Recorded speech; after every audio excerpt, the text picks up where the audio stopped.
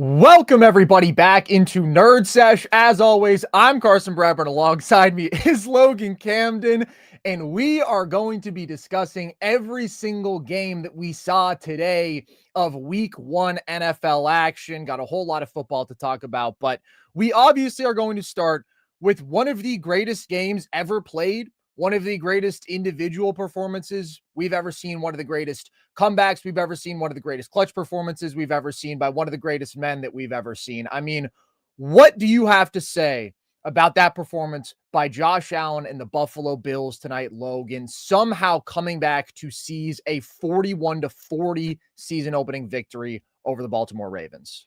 Look, man, I don't want to be like overly negative on the rest of the Bills, but it was like 95% Josh Allen, 5% rest of the Bills, dude. Mm-hmm. That's one thing that I didn't get about the thing that Collinsworth was touching on at the end of the game, man. He was sitting there talking about, oh, Mike, they hung around. The Bills, they just hung around. They get one stop. Once they hung around, here they go.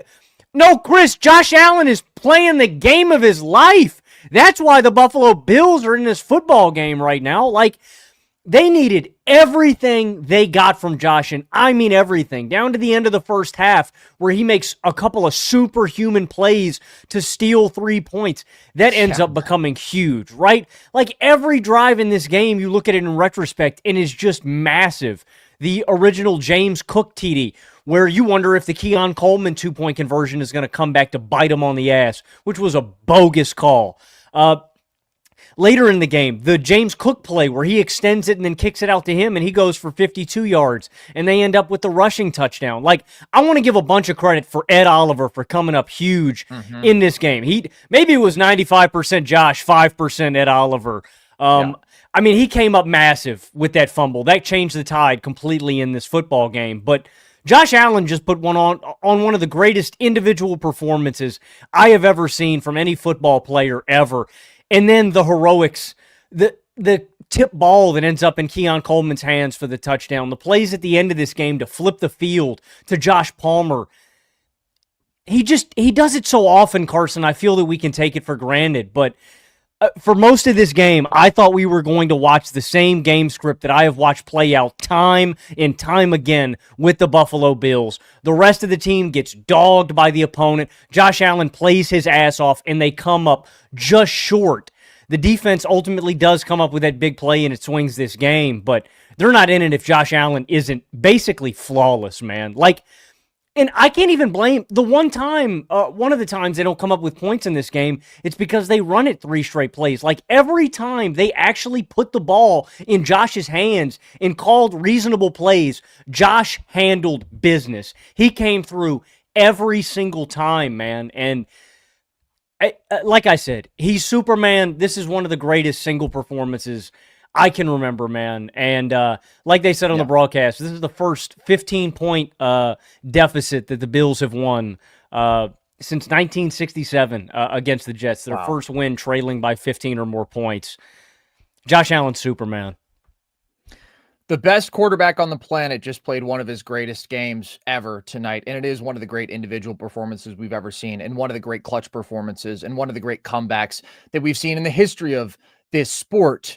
I don't think there's any reasonable way to come away from this football game and think the Buffalo Bills are the better team.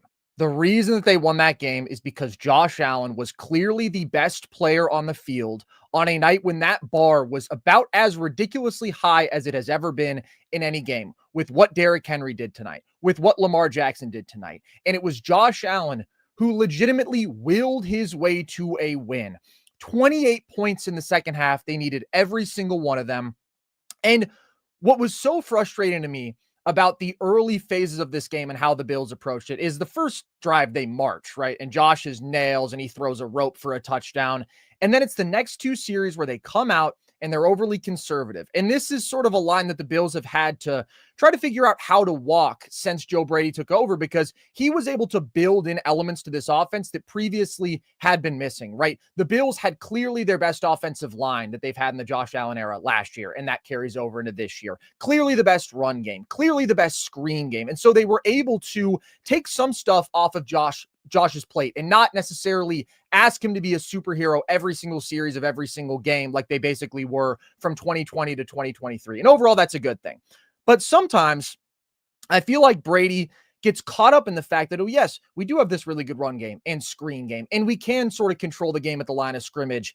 And he forgets that the greatest strength of this team is, always has been, and always will be having an absolute superhero at quarterback and one of the greatest to ever play the game.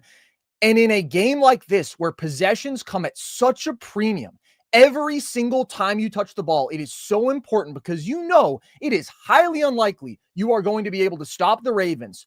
You have to value every possession. And to me, valuing every possession means giving Josh Allen at least one chance on that series to make a play. And there were back-to-back series where they didn't do that.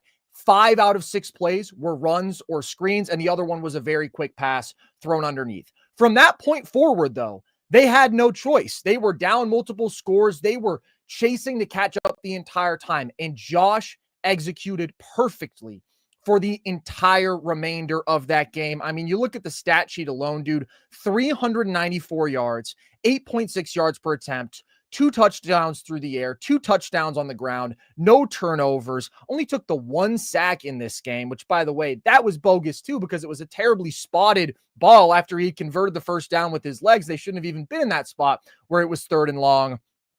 It's one of the greatest games you'll ever see. And legitimately, there are no words at some point for what Josh Allen makes feel possible for this football team. The fact that you look up at this scoreboard and you go, if we can get a stop, they're not going to be able to stop Josh. Like, that was the reality of this game. And that's why I'm sure one of the super controversial decisions from this game will be 4th and 3 at their own 40. The Ravens deciding to punt to give the Bills a minute, 22 seconds, no timeouts from their own 20. Conventional football logic says, obviously, you punt the football there, right? Because you risk giving the opposing team the ball in your territory. You're going to make them work for 80 yards or the better part of those 80 yards. They only needed a field goal with no timeouts. And I just couldn't disagree more. Like, as a Bills fan, it would have scared me much more if they had put the ball in Lamar Jackson or Derrick Henry's hands one more time.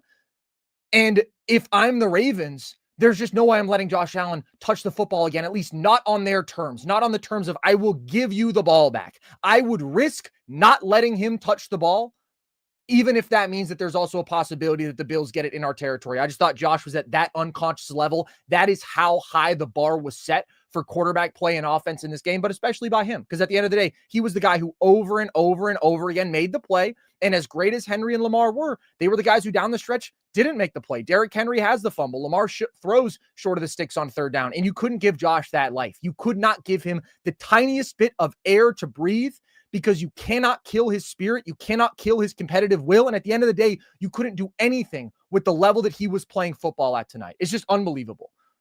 It is unbelievable. And he and this team overcome what I think is the most dominant rushing attack in NFL history. I don't think there's a comparison for it. No. When you look at any tandem, the way both of these guys enhance one another, how easy it is when you just spam read option with Lamar Jackson and Derrick Henry. It's pick your poison. And the Bills finally adjusted and ended up making that play. But it's crazy to overcome that and how dominant they were. But it's because you have a guy like Josh Allen. And that play that you're talking about, Carson, it reminds me of the 2009, I think it's either the AFC title game or it's the AFC divisional game between New England and Indianapolis, when Bill Belichick on his own 28-yard line decides to go for it on 4th and 2 because he doesn't want to put the ball in Peyton Manning's hands. Ultimately, they don't get it. They give Peyton the short field. Guess what? He goes and scores the football. But that's the right decision, in my opinion, too. I completely agree with you.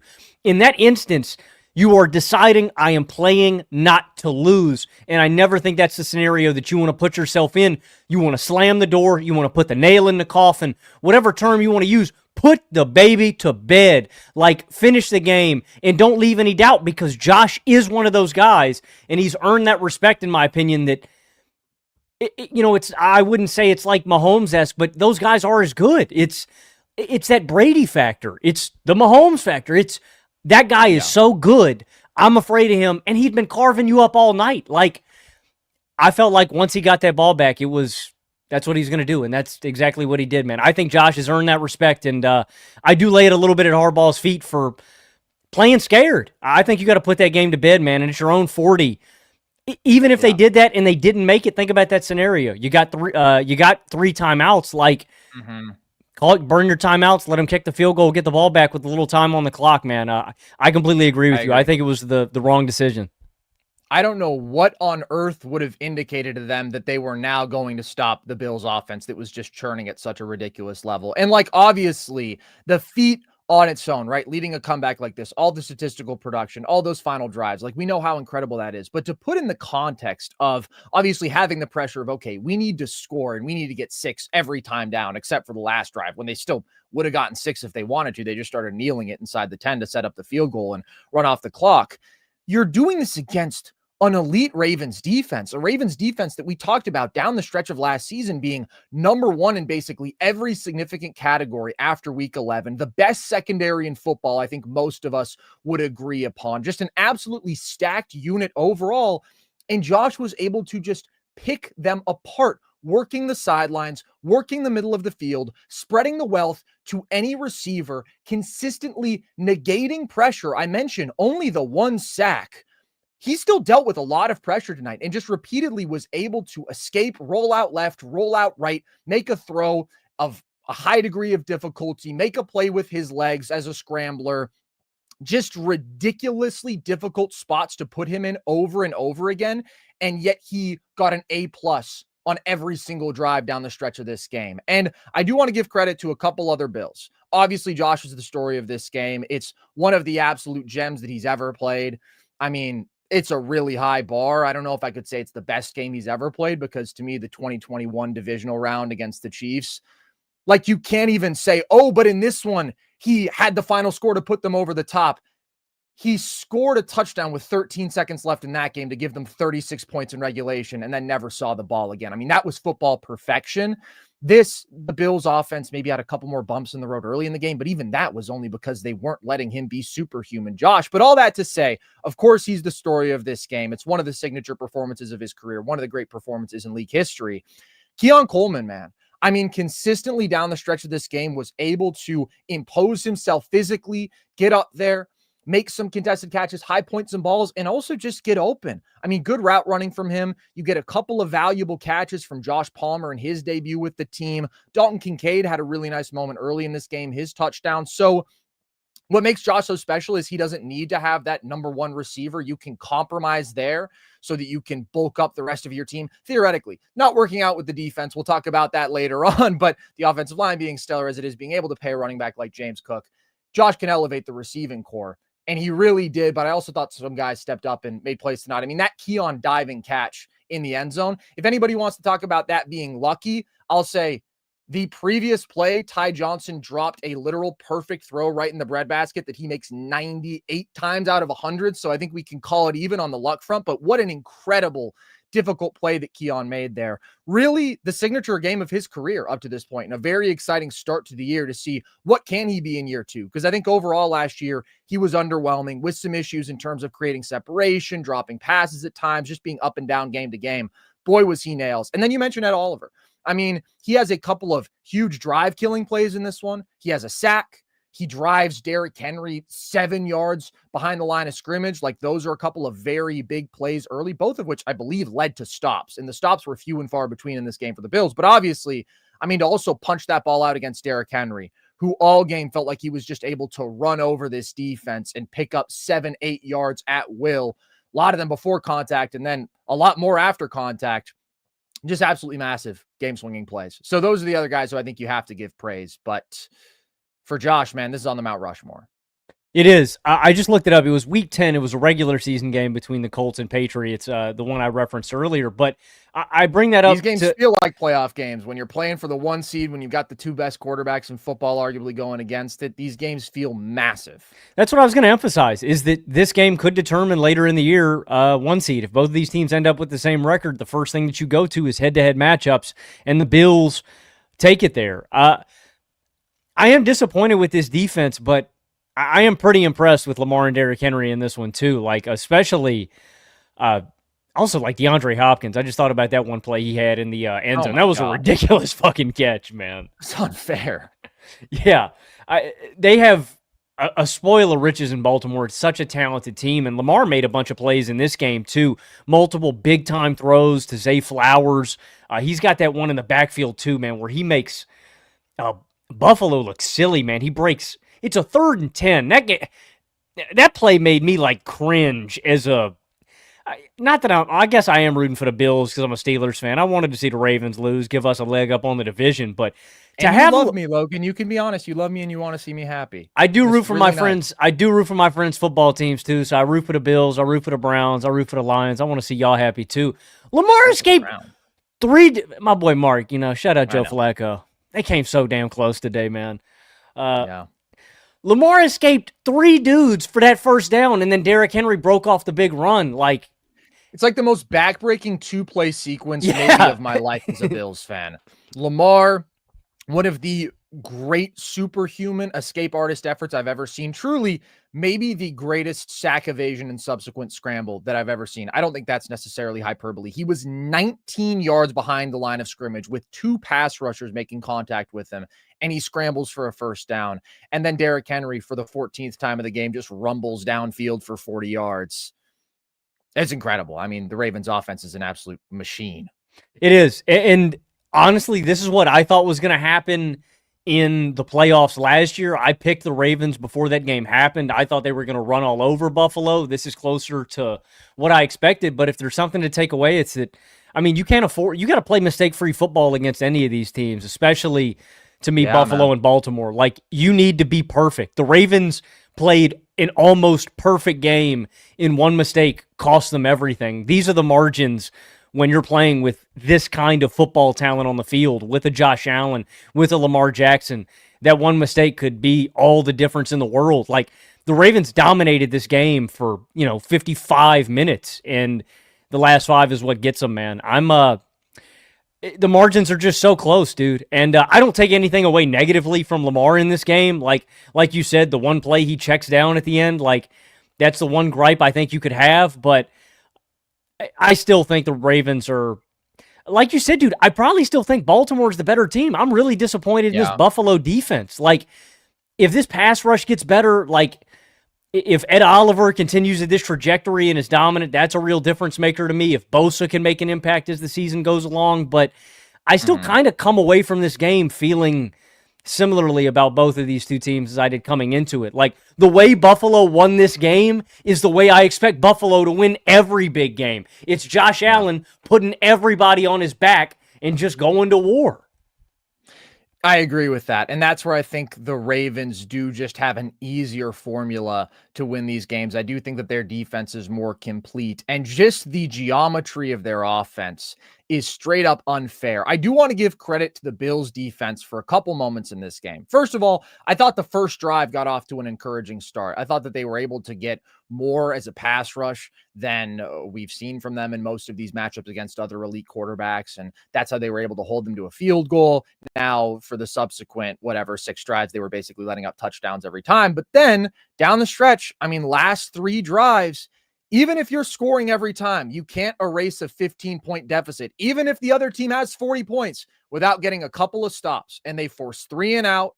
They're able to actually contain Derrick Henry on the ground, force him backwards a couple times, and then obviously they force the fumble. And then last series, they contain Derrick Henry on the ground again, and then they really bottle up the Zay Flowers end around, and then they're able to keep that 3rd down pass to D-Hop underneath. So props to them for that, but did this feel like a matchup in which the Bills had much of a chance of stopping the Ravens from scoring at will? No, it didn't. And that's why, look, as a Bills fan, this is one of the most incredible wins of my lifetime that I've ever watched. I was actually shaking after this. I was in disbelief. I didn't know how I was going to get on here and do a podcast because all I can think about is how I want to marry Josh Allen and he might be the greatest man to ever exist. That was superhero shit, man. You said it. There's no other way to put it. And even though I think Josh is the best quarterback in football, this is not possible every week. But what is possible every week is we have very arguably the best running back in the game. And in my opinion, a top 10 weapon in the history of football, Derrick Henry, who had close to 100 yards after contact in the first half of this football game. The Bills did not have a prayer of tackling him in open space for most of this game. And they did a better job of getting a jump on things and loading up the box in the second half. And that's what they have to do. I truly believe in this matchup, and we've seen this over the last couple of years, the first priority for the Bills is to, at all costs, contain Derrick Henry, because he has been the most vicious, dominant aspect of the Ravens offense against the Bills. You look at what he did in the regular season meeting last year. You look at what he did in this game. I mean, just truly feels unstoppable for stretches. But when they can contain him, like they did in the first half of the playoff game, like they did to some extent in the fourth quarter of this game, that gives them a chance defensively, which gives them a window offensively where you know that they're going to be phenomenal, basically. But it's the totality of, okay, so Derrick Henry is too big, too strong, too fast for you to consistently contain. And he was averaging 10 yards per carry in the first half of this game. Then you have to worry about the threat of Lamar Jackson, the single greatest rushing quarterback in the history of this game, and it's not close. And the possibility that on any given play, he might keep it. You're worried about both him and Henry's rushing threat simultaneously. And it is so ridiculous that you get to the point where you are so worried simultaneously about the rushing threat of those two, which is, I agree, Logan, unequivocally the best rushing duo and the best rushing attack in football history. I mean, I looked this stat up. I think there's been like 5 times in league history where a team had 3,000 rushing yards and averaged 5 yards per carry. 4 of them are the Ravens. And they just got Derrick Henry last year, which took things up another level still.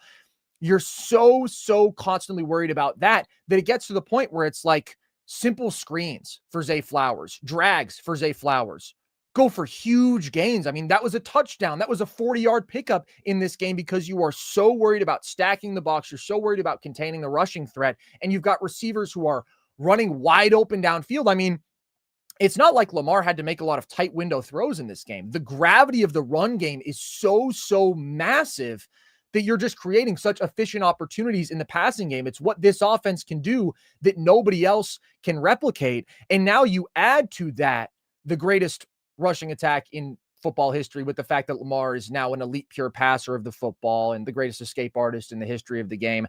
Now you've got the best group of pass catchers that they've had, where Zay Flowers is a legitimate high-end playmaker. Isaiah Likely doesn't even play in this game, but he's really good. Obviously, Mark Andrews is still a very good receiving tight end. And now you add DeAndre Hopkins making one-handed catches in the end zone. Like, I understand Diop was not very productive last year. He is 2 years removed from a 1,000-yard season, and this isn't going to be a spot where he probably has a bunch of volume production, but I don't know, just that pure ball skill. I mean, just the ability to go out there, high point, make a big play that he has, and also, that's still valuable. And he's going to be getting single coverage, every single game, because it's like that's what happens with everybody in this offense. Everybody does. Yeah, everybody gets single coverage. It's so ridiculously stupid. And so that's where for most of this game, I was watching it just thinking, okay, it feels like this Ravens team could be like one of the all-time juggernauts. When you pair this offense that just has such a sustainable formula every single week, they are putting you in such a predicament every single week. You constantly feel like you are on your back foot trying to solve something. And maybe when you solve one thing, well, now they've got another A-plus punch. Like, it's just unfair once they've added Derrick Henry to this team and just put the totality of this offense together. And then, I mean, you compare these defenses and it's like with the Bills, okay, we are still wondering about the pass rush. I thought Joey Bosa had some good moments in this game. I thought he had a big sack. I thought he had a really nice play keeping contained against Lamar, but there were also a couple times where he got burned, and it's not like he was consistently impacting the game like a high-end edge rusher does. I thought the pass rush was okay in this one, but then you've got the questions about the run defense for the Bills. Are they big enough? Are they physical enough? Is the defensive line good enough when it comes to containing the run? That's consistently been kind of up and down for this team. Then you got the questions about safety. Cole Bishop, one of the all-time great plays tonight, blitzed from 13 yards past the line of scrimmage. Unbelievable. Next Gen Stats tweeted this out. That is the furthest distance from the line of scrimmage of any blitzer in the last 5 years. So I think clearly there was some sort of mistake there. I think we can take it snap. So maybe he just wasn't in position and still just went for it. Oh, I don't even need Next Gen Stats. I'd go 25 years. I've never seen that. Yeah. Incredible. And believe it or not, wildly ineffective. He's always a concern for me. And you think about the totality of this Ravens defense and what they do have, and they just feel like the best team in football. But the Bills were able to steal a game against the best team in football because their quarterback was a god tonight. And that's the takeaway. And you can't write that off. And you can't say that there isn't a legitimate chance of that happening every single time that the Bills set foot on the field, because there is. Josh Allen is that monumentally great. And if we talk about big games, this is the guy who is number one all time in playoff touchdown to turnover ratio, number one all time in playoff total yards per game. Like, he is going to be at that level. And so if you give him the slightest sliver of a window, he can do this. He can go out there and win that football game for you against all odds. And that is what's like so remarkable about this performance too, because of the totality of Lamar and Henry and how they compound each other. Like for so many stretches of this game, it felt like the yards were just coming easy for the Ravens, right? Josh never had that luxury. The run game never got going. Every single time it was him having to create something out of structure, make a throw into a relatively tight window, make big time throws over and over again. And he did it. Just an absolutely incredible football game, Logan. I mean, genuinely one of the best that we've ever seen. No doubt. I mean, that's the other thing too. I mean, what a treat. These last two heartbreakers for the Ravens, right? Because they put them on Sunday Night Football this year and last year. Last year, Mark Andrews had a drop 2 in that game. And of course, the big drop on the 2-point conversion. That was the big one, but 2 bangers, man. I mean, both MVPs. Yeah. I didn't expect nothing less, but I think Josh shut some people up tonight, man. Honestly, let's just take a moment to appreciate that, because we're watching football of the gods. I've said it before. Yeah. I think there's a strong argument. These are the 2 greatest regular season offensive engines we've ever seen at the quarterback position. They stress defenses in a way that we've never seen with the dual threat. They do things we've never seen other quarterbacks capable of.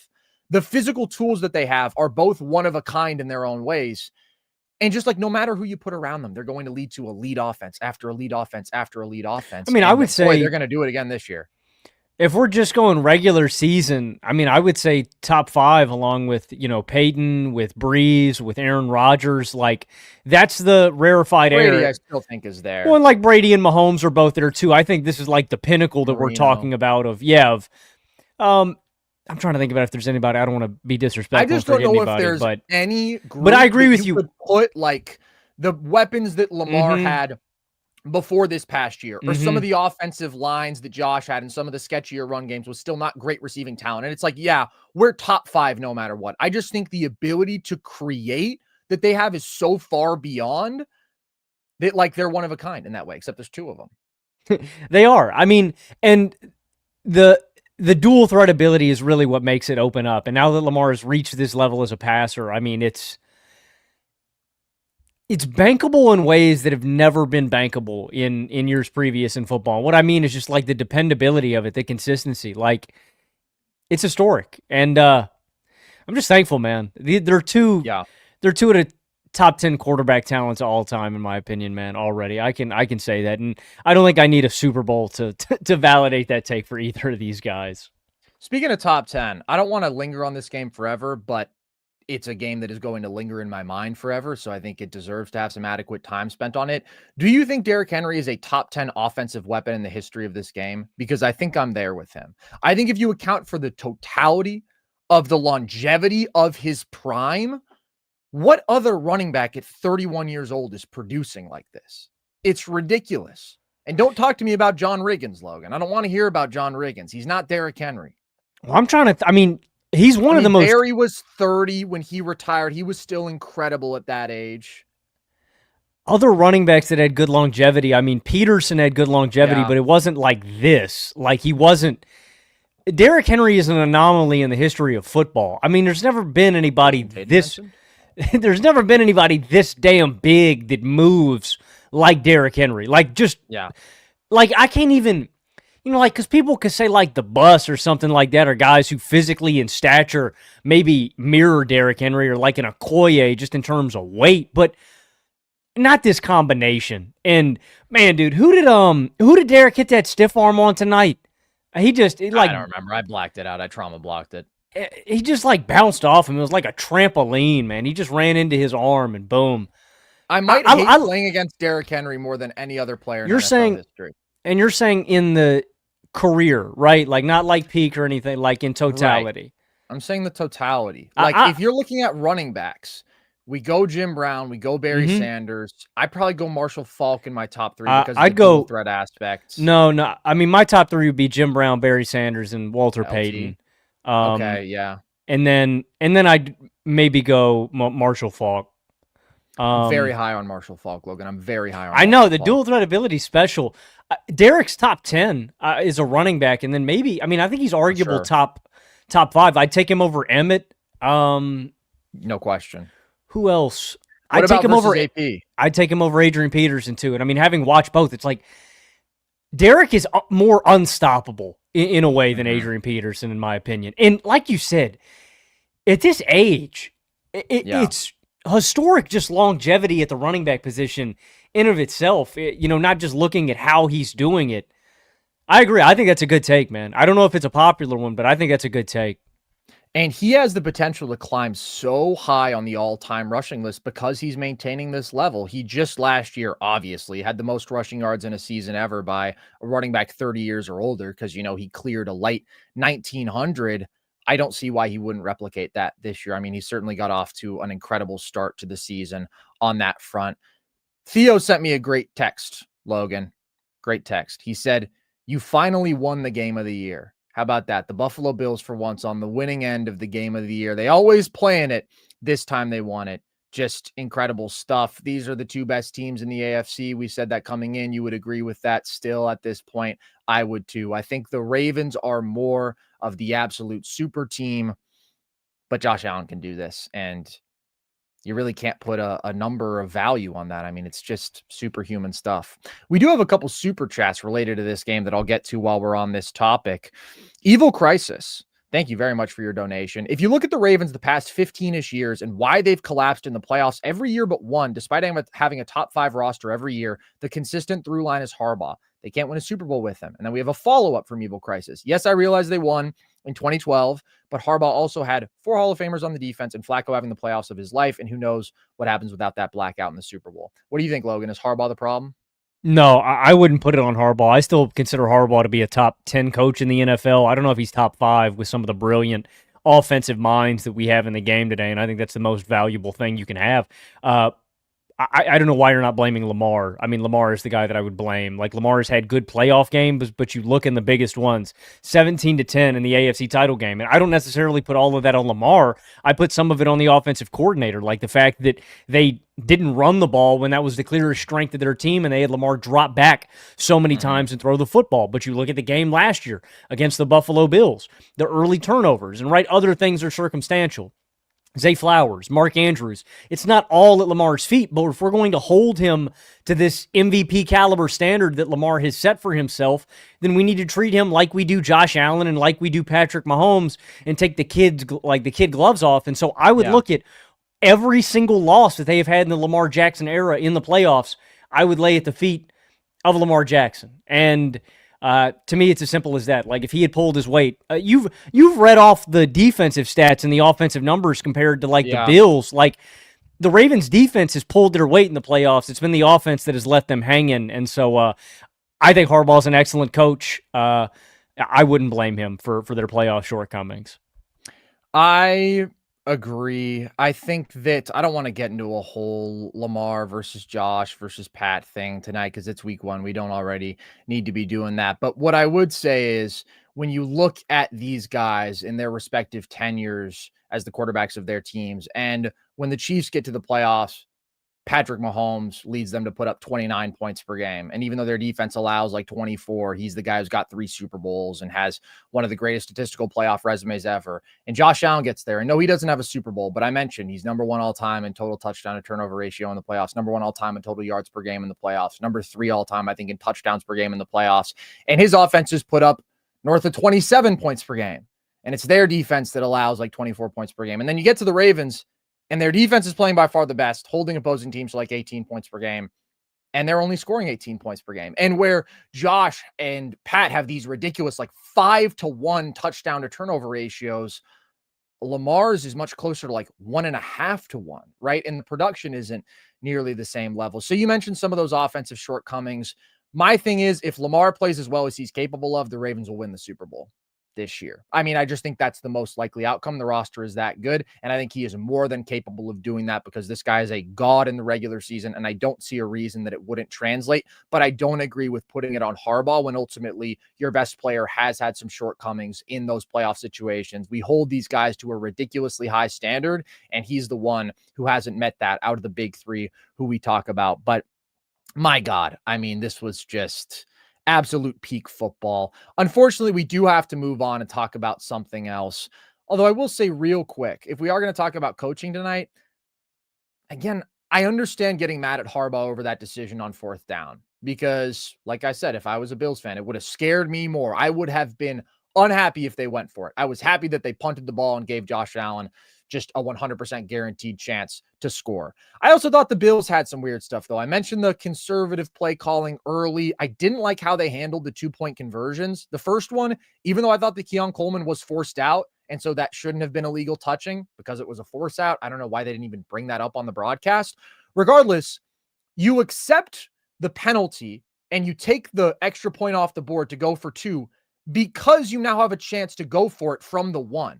To me, you negate that advantage of having halved the distance you have to go when you just drop back and pass anyways. Like, get up there, play some physical bully ball football, sneak it. Although I will say, Logan, the Bills sneak, which was automatic throughout last regular season, the Chiefs figured it out in that AFC title game, and it wasn't automatic in this game. So that's something that they're going to have to figure out. But regardless, play big boy football if you're going to go for it. And then the third 2-point conversion attempt was the funniest because Chris Collinsworth was hyping it up as like, guys, this is going to be the most perfected, most practiced play in the Bills playbook. This is it, the biggest moment. And then it was just a goal line fade to Keon Coleman 50-50 ball, and he didn't come down with it. So I didn't love the Bills coaching. I didn't like the Bills defense, but I loved everything that we saw from Josh Allen in this football game. Let's talk about probably the next most hyped up matchup of the day. Was not nearly as good a battle, though. Lions-Packers, Logan. The Green Bay Packers come away with a 27-13 victory, and that honestly sells short the demolition that this was. You and I were on opposite sides of this one. I've had the Packers as my division winner in the NFC North. I had them going to the Super Bowl. You had the Lions winning the division and winning this game. How'd the Packers impress you in this one? Did they move you? Yeah, I mean, I think Green Bay had the most impressive Week 1 debut of any team in the NFL. This was a dominant performance, and if you asked me for my Super Bowl pick solely based on Week 1 results, I would come over to the green side with you, man. I think I'd take Green Bay to the big game. Like, I'm still in on the teams that I like Philadelphia I'm very high on in the NFC. I'm still very high on Washington, but I think Green Bay sits atop the NFC for me. First of all, Jordan Love carved Detroit's defense up. 10 different Green Bay players caught a pass. Pass rush didn't lay a finger on him. He looked real comfortable back there. Green Bay kind of got whatever they wanted, and then offensively, they just came up big time and time again, stonewalling the Lions when they had opportunities in the red zone, coming up with crucial interceptions. This was a dominant victory from Green Bay, and not that I didn't think that they were in my contender tier, but they've moved me more than any team from where I was. I thought Micah Parsons was a huge difference maker for them in this game as well. Comes up with a big sack at the end. It wasn't like super important, but it was still a big play, but he was disruptive all day long. And I'll get to my thoughts on Detroit in a minute, but I was really impressed with Green Bay, and they're a real deal contender, man. If Jordan Love can come out and play like this every week, this team doesn't have a hole, man. I was thoroughly impressed. I thought the Packers would be the best team in the NFC after they made the Micah Parsons trade, and they look like the best team in the NFC to me. They bullied the Lions today. They absolutely manhandled them. Nobody has done that to Detroit in 2 years. And that was so impressive. And they did it in ways that are so encouraging to me about what this team can be, because Green Bay was already so good last year, right? I talked about it, but if you just look at their efficiency across like every category, passing offense, rushing offense, passing defense, run defense, like really, really stellar all-around football team, top 6 in points per drive, top 6 in points per drive allowed, top 5 in point differential, very good football team. And yet they were lacking in a couple areas. And with how they approached this offseason, they had the clear potential to level up in those couple key areas. And I just thought we saw that come to life in this one. The first one is obviously what the Micah Parsons addition does for this defense, because Jeff Hafley did an unbelievable job with this group last year. They already had an elite defensive scheme. They created confusion. They had lots of effective stunts and stimulated pressures. And so they were able to max out the talent that they had. But you do reach a point where you just need elite talent against the best of the best. And you're not just going to purely outcoach the other great coaches and great teams to a win. Now you have Micah Parsons. Now you have one of the best defensive players on the planet. And even though he wasn't playing the full number of snaps that I would expect him to going forward. Like, he had 3 pressures. All of them were impactful. One was a sack. One resulted in an interception. The other one resulted in another loss of yardage. And you just see, first of all, I mean, his special ability to like win one-on-one, even against the best of the best, even against a Penei Sewell, but also the versatility, man, where they are moving him all over the line. They're lining him up over center. Like, and this is just the start. This is Micah Parsons with what?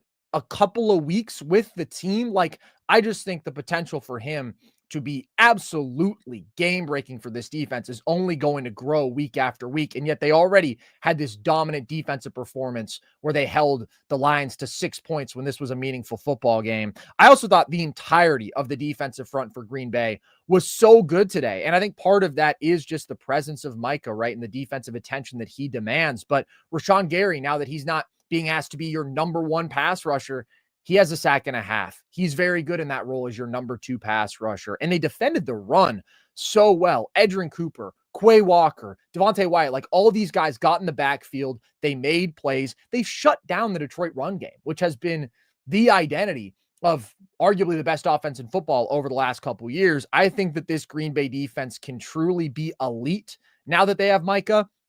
And the thing that I looked at offensively, where I saw potential for growth for this team to become a bona fide elite offense, was for the passing attack to be more dynamic. And I thought that we really saw that in the first half of this game, where Jordan Love spread it around. He was very successful with the intermediate passing. He hit some deep shots. He was working the seam, like got everybody involved.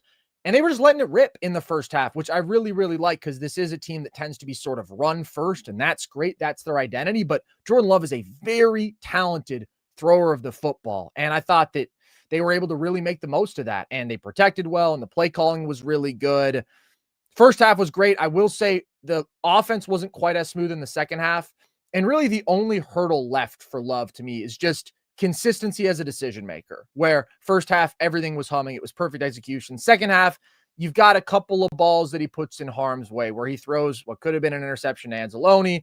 Literally the next play, he throws a pick to Brian Branch, which was waved off because of a previous defensive holding. But nevertheless, like, that's kind of where it feels like Green Bay is in position to be a favorite in almost every game they play this year, and to be the favorite, in my opinion, against every other team in the NFC, if Jordan Love plays at the level he's capable of.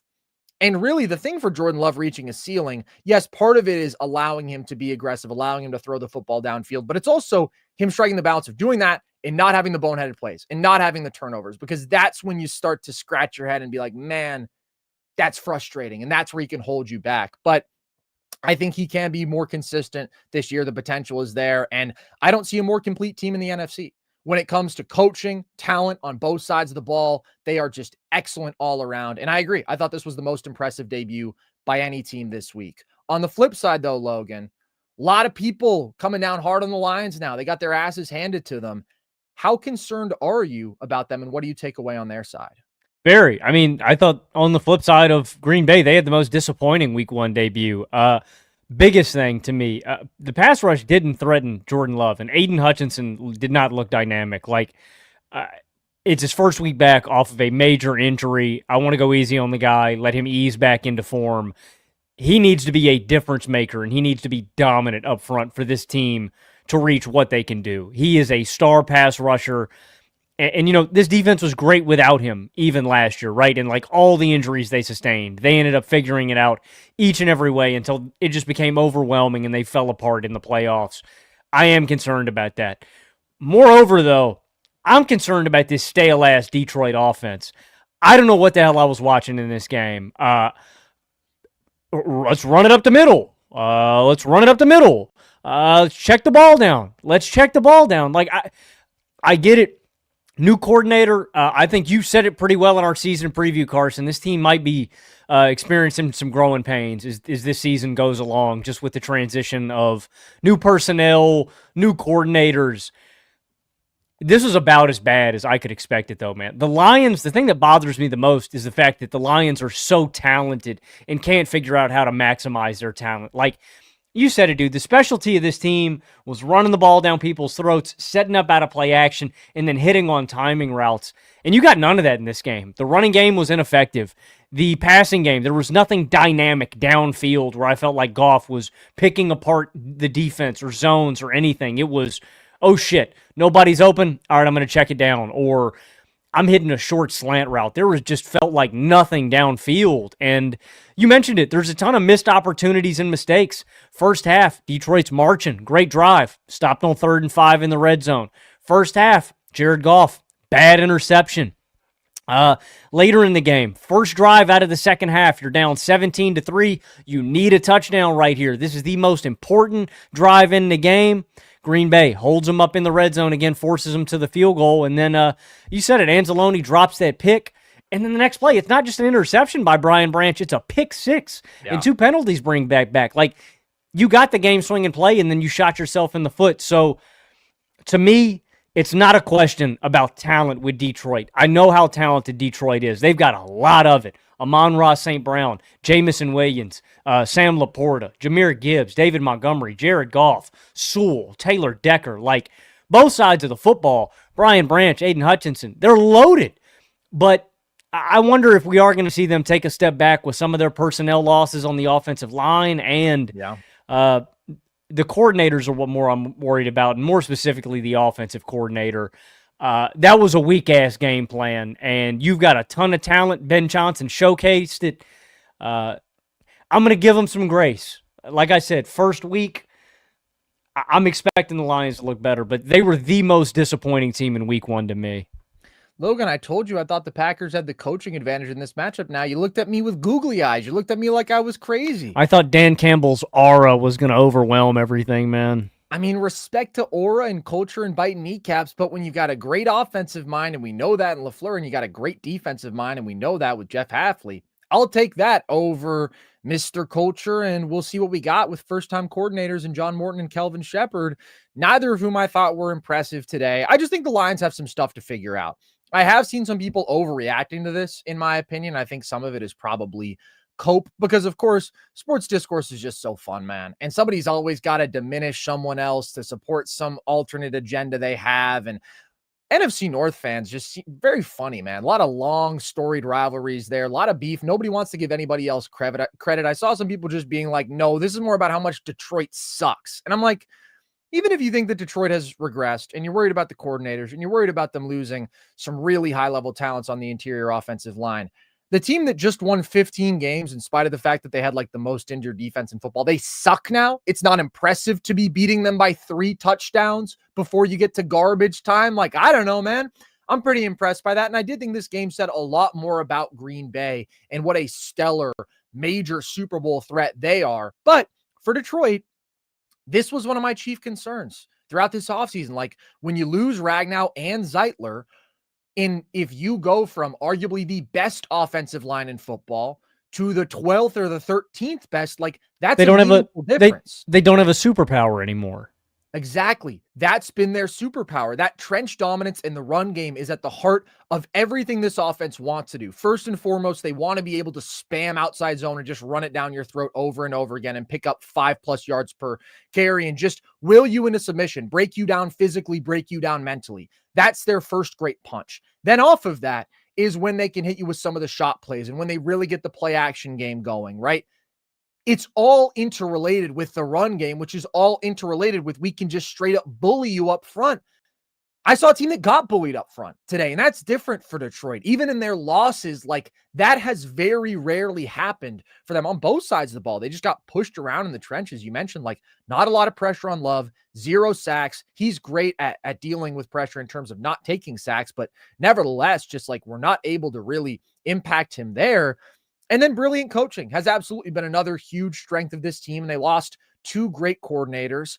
Now, John Morton is a guy who a couple years ago was in the Detroit system, but Ben Johnson is a really, really great offensive mind. And even if part of that is just committing to the run over and over again, I don't know if anybody is better at parlaying that into creative, big time plays than Ben Johnson. So it's not surprising to me that Detroit came out of the gate slow. This is why I was a little lower on their regular season. I think they'll look better as the year goes along, but they're having to deal with a lot of change at once, and they're getting dealt immediately difficult games on the schedule. Going to Green Bay. In 2 weeks, they go to Baltimore. A few weeks after that, they go to Kansas City. They host Tampa Bay. Like, they just got one of the toughest schedules in football, so they're not really going to be able to put the training wheels on at any point this year. But I do think they're going to find their identity again. I don't think they're going to be the team that they were last year or maybe 2 years ago, although they do have more defensive talent than they had 2 years ago, but now they've lost some offensive talent and some offensive brains. So that's the struggle, man. Windows really can be short in football and things change fast, but that's not to say that Detroit's window is closed. I just think a couple teams have surpassed them, and I think Green Bay is at the top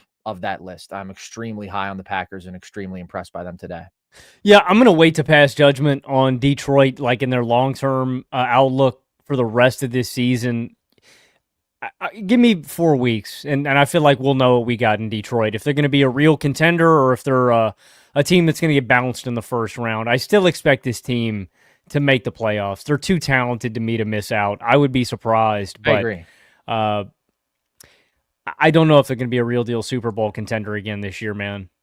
But this is where I'm saying, like, some people are overreacting. If Detroit missed the playoffs, I mean, the schedule is really tough, but I just think there's still too much that they do really well here. Like, Jared Goff can still operate this offense at like a top 12 level. They still have one of the absolute best groups of pass catchers. They still have probably the best running back room in football. They couldn't get a lot going today, but like, yes, Jameer and Montgomery, they benefit from this great offensive line, but Jameer is one of the premier playmakers out in space. He's ridiculous. His explosiveness, his elusiveness. David Montgomery is one of the best power backs in football. Like, even if they take a step back because they lose Ben Johnson and they lose offensive line talent and continuity, there's still too much here for them to not be a good offense. And then defensively at full strength, like, they've got so much talent up front. They've got the great safety tandem. I think Detroit is going to be fine. I think they're going to be really good, but I do think they've taken a bit of a step back, and that's not surprising. But if I had to guess, this is probably the worst that it looks against a great team trying to get everything going together in week one on the road. It's tough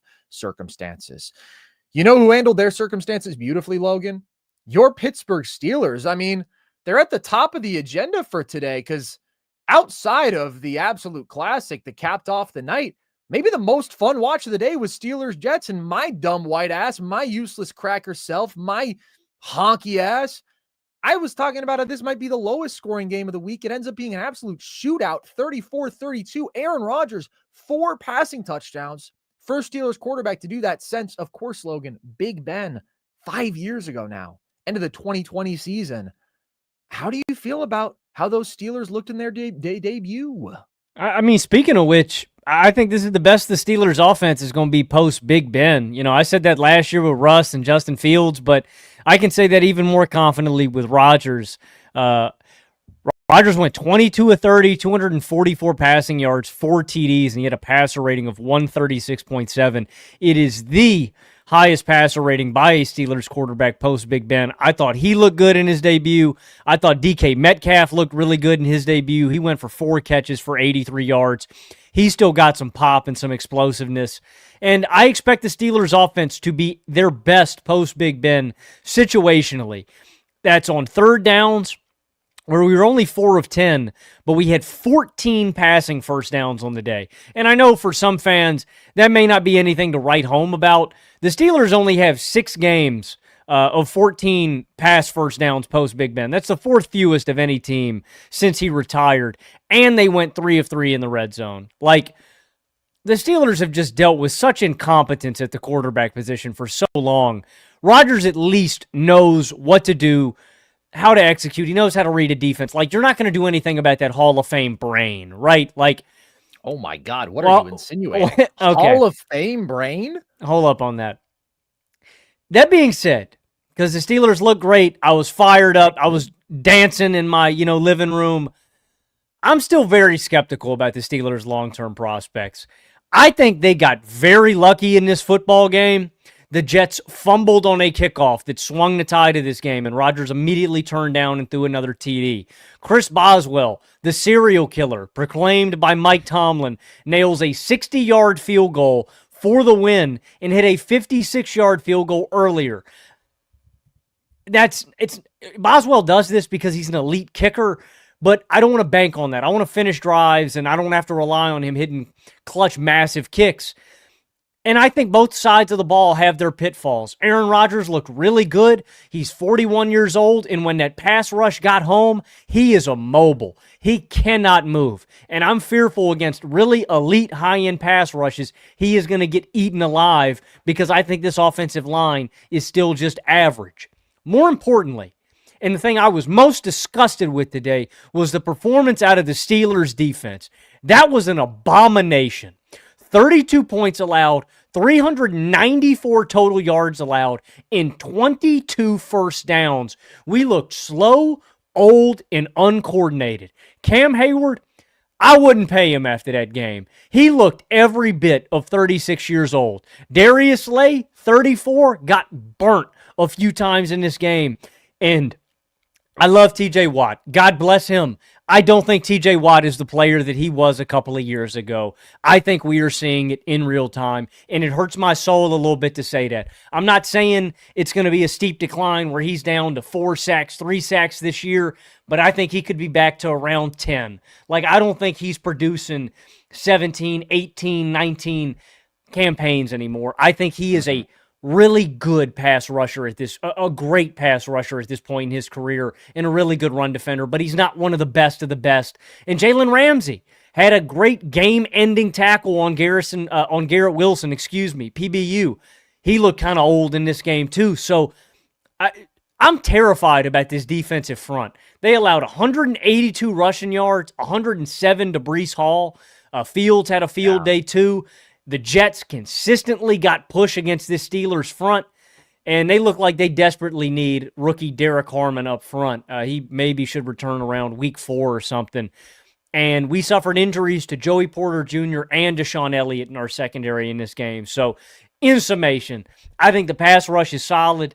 I think the run defense is going to be below average, and the secondary is banged up and slow. And so it's almost like this comical push-pull trade-off that the Steelers have done. I think it's the worst the Steelers' defense could be since 2014. And if you look into the numbers of that defense, I think it's going to sell short how bad they were. Maybe this team has enough experience and veteran leadership that they get better as the season goes along, but I'm skeptical. They looked really, really old and slow today, and I just don't like this formula for winning football games. Is it a better formula than last year? Maybe.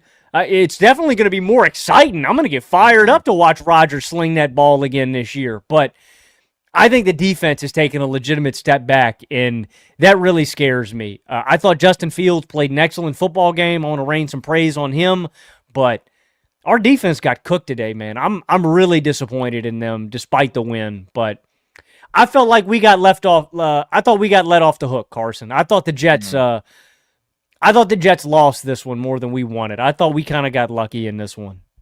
Interesting. I think that we have a lot of similar feelings about this game. I mean, I don't know if I would say that. Like, you guys kept putting up points when you needed to. You were the last team to put up points in this game. Got that go-ahead field goal. I think, like you said, this Steelers offense is going to be the best that they've had since Big Ben retired. But I don't think the defense is going to be quite the same. And I think that it probably is going to be the worst in a while that we've seen from Pittsburgh. It's like you said, man, just having an adult, just having somebody who can think the game at a high level in Aaron Rodgers, that's such an upgrade from what they've had. To have that aspect of the quick passing game, to have his accuracy on some throws downfield. I mean, he had that one really nice throw under some pressure to Calvin Austin where he was moving and kind of threw a dart off his back foot. Obviously, you're not getting a lot from Rodgers out of structure at this point, but just to have the arm talent that he still does have, to have that processing, to have that accuracy, he just has an ability to quarterback the game that Pittsburgh hasn't seen in a long time. Now, he is very limited by his mobility, and that's the concern because as good as he was overall in this game, and by the way, I thought DK was explosive, really good debut from him. Calvin Austin Jr., like, he does have just big play potential. Jonnu got involved. It's fun to have that second pass catching tight end now, but the run game was limited. The offensive line did have some issues too, and really protecting for Rodgers is such a high priority because if that pocket collapses, I mean, he's going down, man. He's not getting out of there. I get 4 scared. sacks in this one. I legitimately get scared, bro. They're ugly sacks. They're old man sacks. They're like, there's nowhere he to is go. getting planted. Yeah, no, he's getting put on his ass. So that's why I think all in all, we're still probably looking at a pretty average offense here. I mean, I wouldn't get my hopes up. I think this is going to be a mediocre offense, but they had it going today. It's clearly an upgrade. And also, I mean, the luxury that the Steelers always have is you get the ball inside the 40 and you're probably coming away with points because Chris Boswell is just that good and he's money in this one as well. But the defensive performance did concern me. And like the bar is very high for Steelers defense because we basically consider it a given that they're going to be a top 10 defense. They're going to win on the back of their defense in spite of subpar offense. Now I think it's maybe more like the offense is okay, but the defense is also just okay. Like they're not going to be a bad defense. But this was a bad defensive performance. I mean, the pass rush wasn't getting much pressure. They were really struggling to finish plays. And Fields was super elusive, but they just couldn't get him to the ground. Run defense was poor.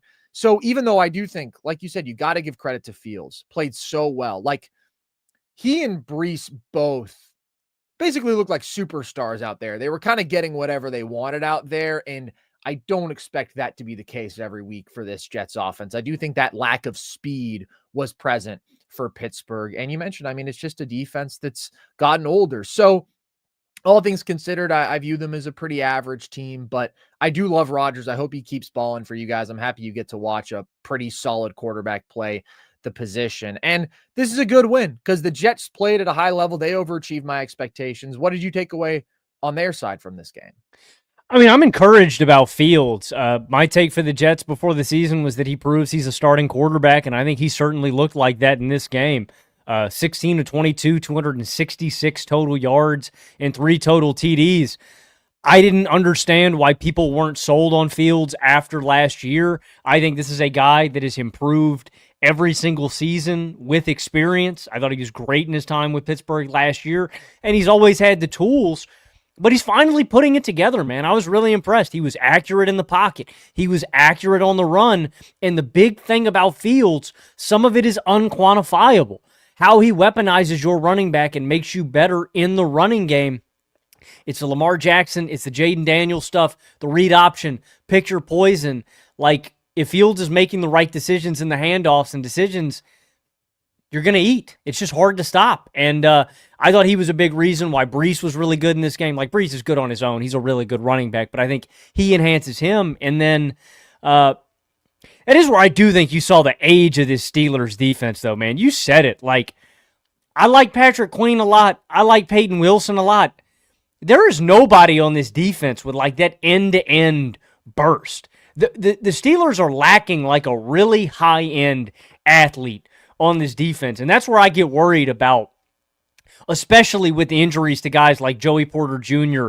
and Deshaun Elliott. I don't know how significant they are, but if those guys miss time, we don't have any youth. Like, say, for example, if you run into a Tyreek Hill or, I don't know, any kind of these, like, young, dynamic athletes, I guess that's not, like, my best example, but any speedster, any guy with real pop, Bijan Robinson, Saquon Barkley, I'm worried about teams hitting home runs on the Steelers in a way that I haven't been. And like I said, man, it's week 1. I'm going to try to stay optimistic that this team is going to gel and figure out how to play along with each other because this is more defensive turnover than the Steelers are used to in years previous. This is not a team that has this much roster overhaul year to year, but it was a bad performance. That being said, I don't think the Jets are bottom feeders, and I think Fields is going to look good. I don't know, man. I think it says a lot when Rodgers and this Steelers offense put 34 on your head. I expected more from their defense as well. Yeah, I agree. I thought that was obviously going to be the calling card for both of these teams, and instead it ended up being one of the all-time great quarterback battles. I thought Fields was really good, and I know that you've been an advocate of his. I think that this was one of the best games, if not the best game that we've seen from him in the NFL. I mean, just a consistent evading pass rushers, making plays out of structure, threw a beautiful deep ball to Wilson, like just barely fit some balls into some tight windows with zip on them. He was really good. That being said, I'm not overreacting to one game here. He is 26. We have seen him struggle to put things together consistently. Last year was the best that he's played. He still got benched for a very mediocre quarterback. Now, whether you think that was the right decision or not, it was at least justifiable because of the limitations that Fields did have as a drop back passer, as a processor, at times holding onto the ball for too long. These same things that have always plagued him, but I thought he was really good in this one. Thought he was very efficient through the air, really good with his legs, and it was a very encouraging game. And Brees looked great. Obviously, a bit of a disappointing season for him last year, but making big plays. Garrett Wilson, super impressive. Good connection between him and Fields off the bat. So they have a path to being back to Ohio State, man. Yeah, seriously. And we know that they have defensive talent. So it's going to come down to what level can Fields maintain and how can the defense bounce back from underachieving last year and not playing up to the level that you would have hoped for in this game. But overall, really fun. I legitimately think both of these quarterbacks played a better game in this one than they did in all of last season. So maybe they were just fueled by hate and revenge, and let's hold out another week before we make any proclamations, because the power of revenge, Logan, it can fuel men to great things. And maybe that's what happened in this one.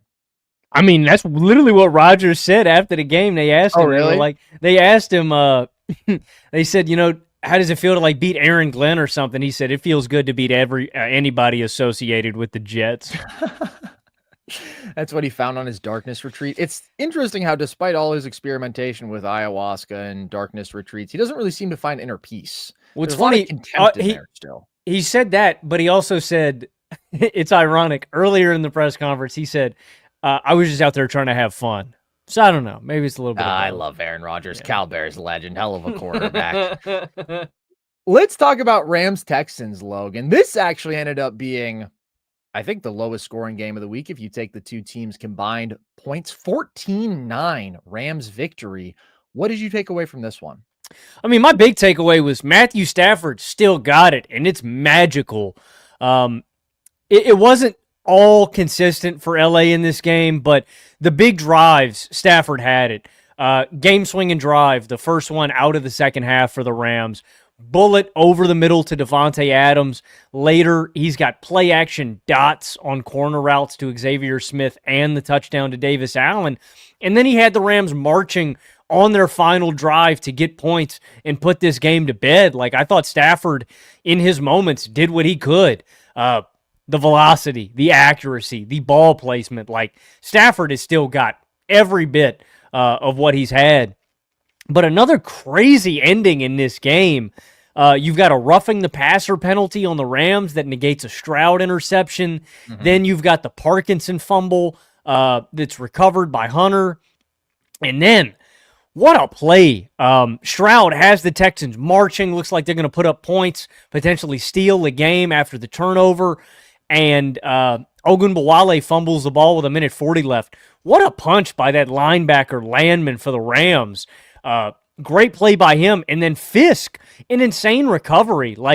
One hell of a defensive play by them. It's weird, man. I was expecting more fireworks, more potent offensive performances. I was really impressed by both of these defenses. The Texans, in terms of coverage and pass rush, I was really impressed. And then the Rams pass rush I was impressed by. I didn't know how much to be impressed by because the Texans offensive line was so bad. That was ugly. Stroud was legitimately running for his life back there. Carson, he was pressured on 41% of his dropbacks. He sacked 3 times. There's a bunch of line penalties in that game. Season started with a holding penalty for the Texans. I thought that was very appropriate. Very poetic, if you will. And I will. He has an interception in this game that was basically ripped from Jaden Higgins' hands. I don't really put that one on Stroud. It's sad, dude. When the Texans line gives him time, Stroud makes stuff happen, but it's probably going to be the worst in football. It's about what I expected from the Texans offensive line. Probably worse, dude. I just wanted them to be average, but I think the Texans defense is legit, but yeah. What can you do? I don't know, man. I'm much lower on Houston. I'm disappointed, and we're going to get to it later in the show. I think there's a team I was sleeping on a lot. Come on now, baby. I don't think it's who you're thinking about. What? I'm on a different team in the AFC South, buddy. Oh, Yeah, we're you going to get to it. No, not the Danny Heel turn time, baby. Oh, yeah. Believe it. No, it's going to be the Jags. The Jags are the best team in the AFC South because the Texans literally cannot protect CJ Stroud. And I actually think they're endangering him. It's got to be some sort of OSHA violation. Like, this is not a safe workspace for this guy. I do want to give a lot of credit to the Rams pass rush. Just absolutely excellent, especially on third down, their ability to heat CJ up. Texans were only 2 of 9 on third down. You mentioned CJ takes just 3 sacks, which is a solid number, but not a massive number, but lost 37 yards off sacks. And then on top of that, you have some of the offensive line penalties. You have just the consistent high pressure rate. And it just felt like they were fighting an uphill battle all game. Because I also thought the Rams coverage was very good. So it was just a very complete, stellar defensive performance by them from a defense that has been playing at a high level for a while now, Logan. I mean, through much of last year, they were very young. There was a lot of overturn on the defensive side of the ball for them, obviously, in a post-Aaron Donald world. And then they really rounded into form on the back of that pass rush, really picking up and being so disruptive. And now this is their 5th game out of their last 7 where they held the opposing team to single digits. So that's a lot of elite defensive performances, man. And good to see it carry over from late last season. They've got some sneaky studs on that defense too, man. Young, Turner, Durant, like, I mean, and I think Verse and Fisk are like the big dogs on that defense. Ernest Jones in the middle of the field too, dude. They've got a lot of guys. They do. They've got a lot of guys, about 11 of them on the field at any given time, and most of them are pretty good. And for the Texans, just very one-dimensional, man. This is the reason I was out on the Texans this year. This is the reason that I have them missing the playoffs. Like, it just feels like every series, it's praying for CJ to save them under pressure with a very limited run game, with a thin wide receiving core. I just really don't like that offense. It was an offense that already struggled last year. They were 24th in points per drive, and I'm even more concerned about the personnel now. And yes, the Rams defense played very well, but 9 points is 9 points, and it was just a tough watch for Houston on that side. Not Ernest Jones, Landman. I'm bugging. Well, shout out to Landman. It's a great name. For the Rams side of this. Also, though, dude. Yeah. I think that offense is going to be kicked up a notch this year, man, not just because of Stafford. I hope the offensive line looks better. I want to see them against the team. I don't mean like lesser because this is A1 competition against Houston. They've got dogs on that D-line. But yeah, if they can protect better, if they can stay healthy this year, I thought Devontae looked really good. And then Puka is one tough SOB. I could not believe he came back in that game after he opened up that gash on his head. He balled out in this game after that injury, and I think the Rams are going to be firing on all cylinders, man. They're still my favorite to win the NFC West, and I think they're a bona fide contender. I mean, again, just 1 week in, couldn't put them behind Detroit anymore. You know, I'd have to put them above them, so I think the Rams are going to be one of those big dogs in the NFC. I don't know if they're on Green Bay or Philly's level, but I'd put them in that batch right behind those teams. Yeah, they feel like definitely the best bet to win the division and a solid bet to win a playoff game. That's kind of the standard that they've set for themselves. And they're an interesting team because they're not the most dominant in the regular season, right? They've won 10 games the last couple of years, but they get hot at the right time. They play the best teams really tough late in the season. And they came up with more timely plays in this one. That's just what it came down to. They were better on third down. They had the big time stuff from their playmakers where Stafford and Puka just kept connecting. And I think once Devontae is fully comfortable, fully integrated into this offense, and if they can get the run game going more, which I think they will, this is definitely going to be one of the best teams in the NFC. And I think one of the most dependable, because when you got the great pass rush, when you got the great quarterback, when you got the great coach, when you got the great receiving duo and the potential for the run game, like, they just check a lot of boxes. And this defense is really what to watch when it comes to determining the ceiling of this team. Because if this is an elite defense, then yes, we can be talking about this team as one of the big threats to win the NFC potentially. Right now, I don't know if I could put them that high, but they are definitely among my top 4 teams in the NFC. I think they're very good. Let's talk about your boy Baker, Logan. Led the Tampa Bay Buccaneers to just a miraculous win in this one. Crazy football game. What did you take away from it? Yeah, what a crazy finish. I should have never bet against my darling boy Baker Mayfield, man. I knew it. I think knew a it lot when of the splits in our picks this week went my way, Logan. I'm just kind of putting it together one by one. I mean, I I don't know know if I one didn't that we'll get to later, but I you don't know picked the if I'd Falcons to be win this game, right? I don't know if I'd be bragging about this game. I mean, it came down to the wire, but I wasn't bragging. I was uh observing. I knew that Baker was going to win this game, though, man. You don't leave Baker Mayfield time on the clock. I could feel it in my loins, man. Like, he's a Bet you can gamer. feel it. The final drive, Baker flops on that roughing the passer penalty. Boom, free 15, and then threw a dot to Ibuka for a TD. Both TDs he had in this game to Ibuka were dots. Yeah. But I thought this was an all-time ball don't lie game. Shout out to Rasheed Wallace. I didn't think Penix Jr. Converted that 4th and 1. I thought he fumbled into the end zone, and it was either a touchback or a safety. The refs ultimately ruled first down, ATL ball. Falcons score that go-ahead TD. Baker answers. Then the Falcons march back down to tie the game. The only reason they had an opportunity to tie the game was because earlier McLaughlin missed an extra point for the Bucs, so it was a 3-point game instead of a 4-point game, and then Koo misses the 44-yard field goal. I didn't have a ton of confidence he was going to make that either because earlier in the game he clanged in a 36-yarder off the upright. Koo's normally a good kicker. He's had a few of these clutch time kicks that he's blown.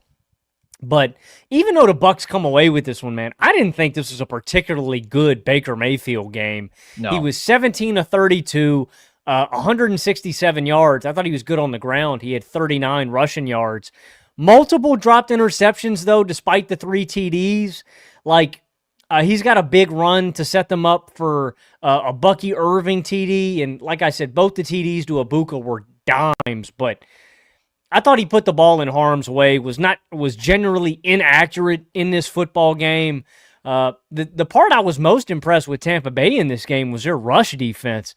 I thought they stonewalled Atlanta's rushing attack, and Penix had to kind of throw them into this game. So, I mean, who knows, man? I think Tampa Bay and Atlanta are kind of on even ground on who's going to win this joke of a division. The Saints and Panthers are both going to be absolute buns, but this one could determine the outcome of the NFC South, man. When we look back, like, obviously both of these teams are going to meet one more time, but I think this could have some big ramifications when it comes to playoffs or the division late in this game, and the Falcons just come up short, but ball don't lie. And you don't bet against Baker Mayfield when the game's in the balance, man. I knew that Baker was going to come up clutch, and I felt... You're talking to yourself. I just felt real dumb that I didn't bet on Baker Mayfield to win this football game. Kudos, man. Say Kudos. in our group chat, you did say before the final drive, you said Baker's about to put belt to ass, and he came through in the clutch. That's what your boy does. But like you said, I mean, it wasn't a very good Baker game. I thought it was an erratic Baker game, one of those ones where he kind of feels like a hamster running on a wheel, and you don't really know what you're getting play to play. But listen, this is a good win for the Buccaneers. I don't know if there's a ton to take away from it, other than the fact that Ibuka is a big-time playmaker, and I think that was a great pick for them. He's a great talent, and I don't really think that you can over-invest in a position like wide receiver if you're not having to pay them a big contract, right? Like, we can talk about allocating too much of the cap to the one position at the expense of other stuff. But if you have 2 older veterans and now you want to bring in an elite young receiver on a rookie contract who ultimately will be the long-term building block for you when those guys have aged out of their roles and they've moved on, but who now can complement them. And with some of the injury stuff that Godwin's had, like, I just love it. I love looking at one of the most talented offenses in football and saying, let's get even more talented. And that's what the Bucs did. So I think that paid dividends for them. They don't win this game without Ibuka, and he did a nice job on capitalizing of some of the extra defensive attention that was going Mike Evans' way, because early in the game, it was a lot of sort of Baker looking to Evans over and over again, them just having that chemistry, but big time stuff from him. I am not at all concerned at this point about if the Bucs can replicate last year's offensive results, just because I think there's sort of too many moving parts right now with Wirfs being out, with Godwin being out.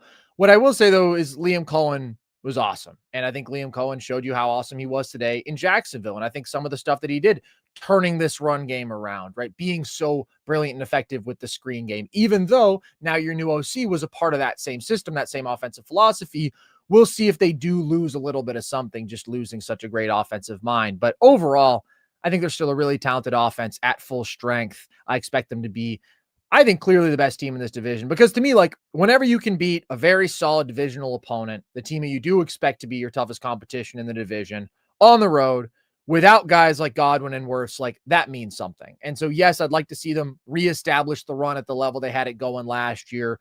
And I think that they will do that later down the line. So for this game, it's not so much about big picture takeaways for the Bucs. It's like, good win. You got this one done in some tough circumstances. It is. And they're the reigning champs. They got to get dethroned, and the Falcons ultimately need to prove it. I did think this was an encouraging Michael Penix game. He did lead the potential game-winning and game-tying drive. Like, I thought in a big stake situation, he came through on the day, 27 of 42, 298 yards, 1 TD. Accurate, was quick decision-making. He also had one bad dropped interception, but to be honest, I thought he outperformed Baker, like, in totality on the day. Evaded some pressure, had 21 rushing yards and a rushing TD, and ultimately, he was responsible for 89% of Atlanta's offensive yards in this football game. Like, they couldn't run the ball, and so when they put it in his hands, he came through. Like I said, though, I was really impressed with this Bucs rushing defense. To hold Algier and Robinson to 2.5 yards per carry, really impressive stuff. But I don't know, man. I'm a little nervous about this Atlanta rushing attack with Caleb McGarry now out for the season. Just like, I thought this was going to be this team's superpower, what they hung their hat on. Obviously, this is a good Bucs rushing defense. Vita Vea, man, that dude just eats interior offensive lines alive. But that was going to be a big core strength of this football team, and I was a little disappointed with their output on that side of the football today. But shout out Penix, though. I thought this was a really good start to the season for him. I agree, and I'm maybe not as worried about the run game as you are, just because I still think that that's one of the better offensive lines in football, even without McGarry, and that's their identity. That's going to be the top priority for them. Obviously, Bijan is just a ridiculous talent who early in this game takes a screen and just breaks it wide open for a big explosive touchdown. So I do expect them to get the run game going more, and Penix is really what sets the ceiling for this team in a lot of ways, right? Defensively, it's going to be how much can they improve? Can they improve that pass rush significantly? Offensively, I'm pretty confident in the run game. We know they've got some talented pass catchers, but can Penix put it all together? And I thought it was a good game. I mean, like you said, there were a couple of dangerous balls early on, but he kept the ball moving throughout this game and really kept them in it and gave them good chances to win and made a couple timely plays with his legs, which you don't really expect from him. But I mean, that touchdown run, extending, like, that was big time stuff. That was big nut stuff. It was. And I know that this can kind of get beat down in the modern NFL, but it really is. When you don't have a quarterback with mobility, it just does sometimes limit, like, what you can do, man. It's such a difference maker. Like a Kirk Cousins to a Penix, such a big difference in just the dynamism of an offense. And when you do need to create, I liked it, man. Penix isn't the most mobile guy, but he can make timely plays when you need, like you said. And I like it, man. I think he's going to be a starter in this league. I like Penix a lot. It's a heartbreaker for the Falcons, for sure. They've had their fair share of heartbreakers in recent years. But I think overall, it's an encouraging game. Although, if you're hoping to win the division, definitely this is tough to lose this tiebreaker under these circumstances at home. Let's talk about Raiders-Patriots, Logan. This was a game I was looking forward to. It's a Las Vegas win. What do you take away on the Raiders side of this first? Geno was slanging. This offense is going to be a lot of fun, dude.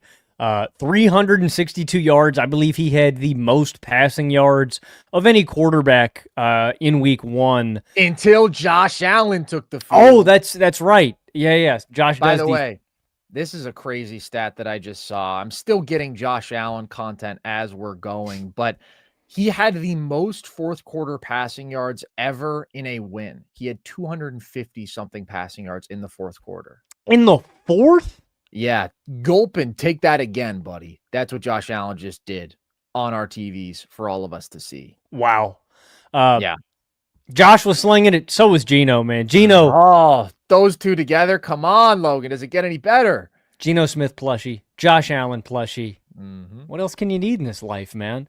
I'm I just hope people took note. I want to give credit to Chip Kelly, too. I thought Chip Kelly did a really good job calling plays. Like, and this offense just looked in sync. Like, everybody was on time. Geno was on time with his throws. Guys were on time with their routes. And there's a lot of offensive talent here, man. Genty was disappointing, I thought, in his debut, just between the tackles. I think he's going to look better, but Brock Bowers looked really good. He leaves this game with an injury. In stepped Michael Mayer, who I thought had some good moments in this game. Jacoby Myers had a really good game. I liked the Thornton Jr. kid. He looked really good. And Geno has some big moments. The only bad play I thought in this game was that interception. He throws it into triple coverage. If you've watched Geno, Geno's going to do that time to time. He's going to take some balls he throws. You live by the Geno, you die by the Geno, but you're going to get more often more good Geno than bad Geno. Beautiful deep shot to Tucker for a touchdown.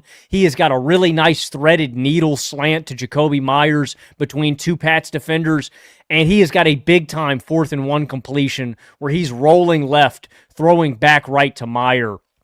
Crucial conversion there. So I think this Raiders offense is going to be really, really dynamic, man. And I was really impressed by their defense as well in this one, too. More disappointed in the Patriots offense than impressed by the Raiders defense, but I thought they were good in this one, too. So, but more so than anything, man, I thought Geno was dynamic in this one and just gives this offense such a high floor. Geno was slanging it in this one. Not that we were surprised, but Geno's the man.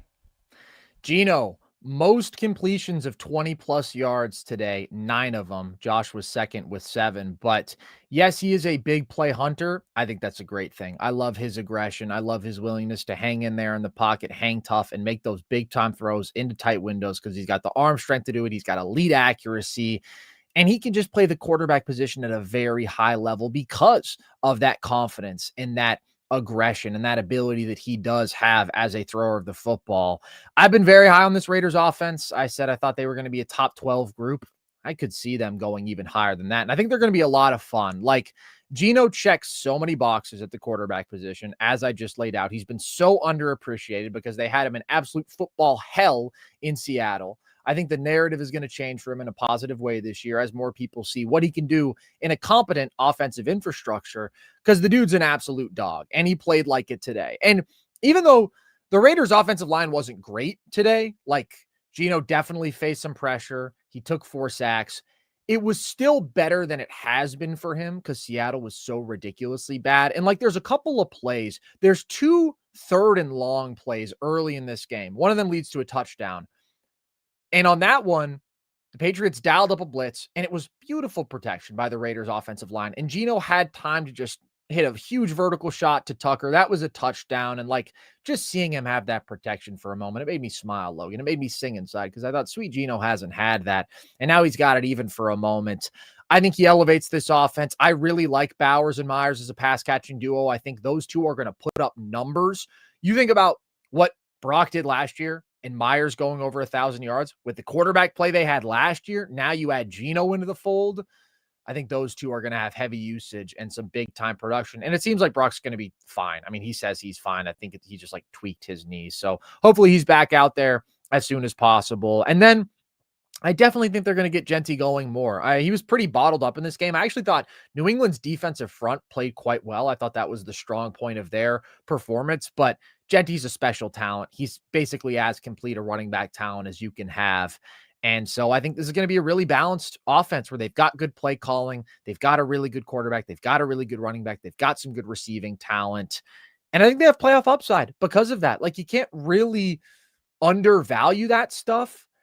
We're going to see what level this defense is at. I thought that they were solid today, but I think the Raiders are a very solid, respectable all-around football team with the upside to be more than that. But unfortunately, they play in the AFC West, which is very tricky. But good road win today against a Patriots team that I do think is going to be solid. I know you're a little lower on the Pats than I am. How do you feel about them after this game? What do you take away? Yeah, I like the defensive front, too. That's probably where I was most impressed with New England. Secondary needs a little work. You've got some new guys in there. I think it'll get better with time.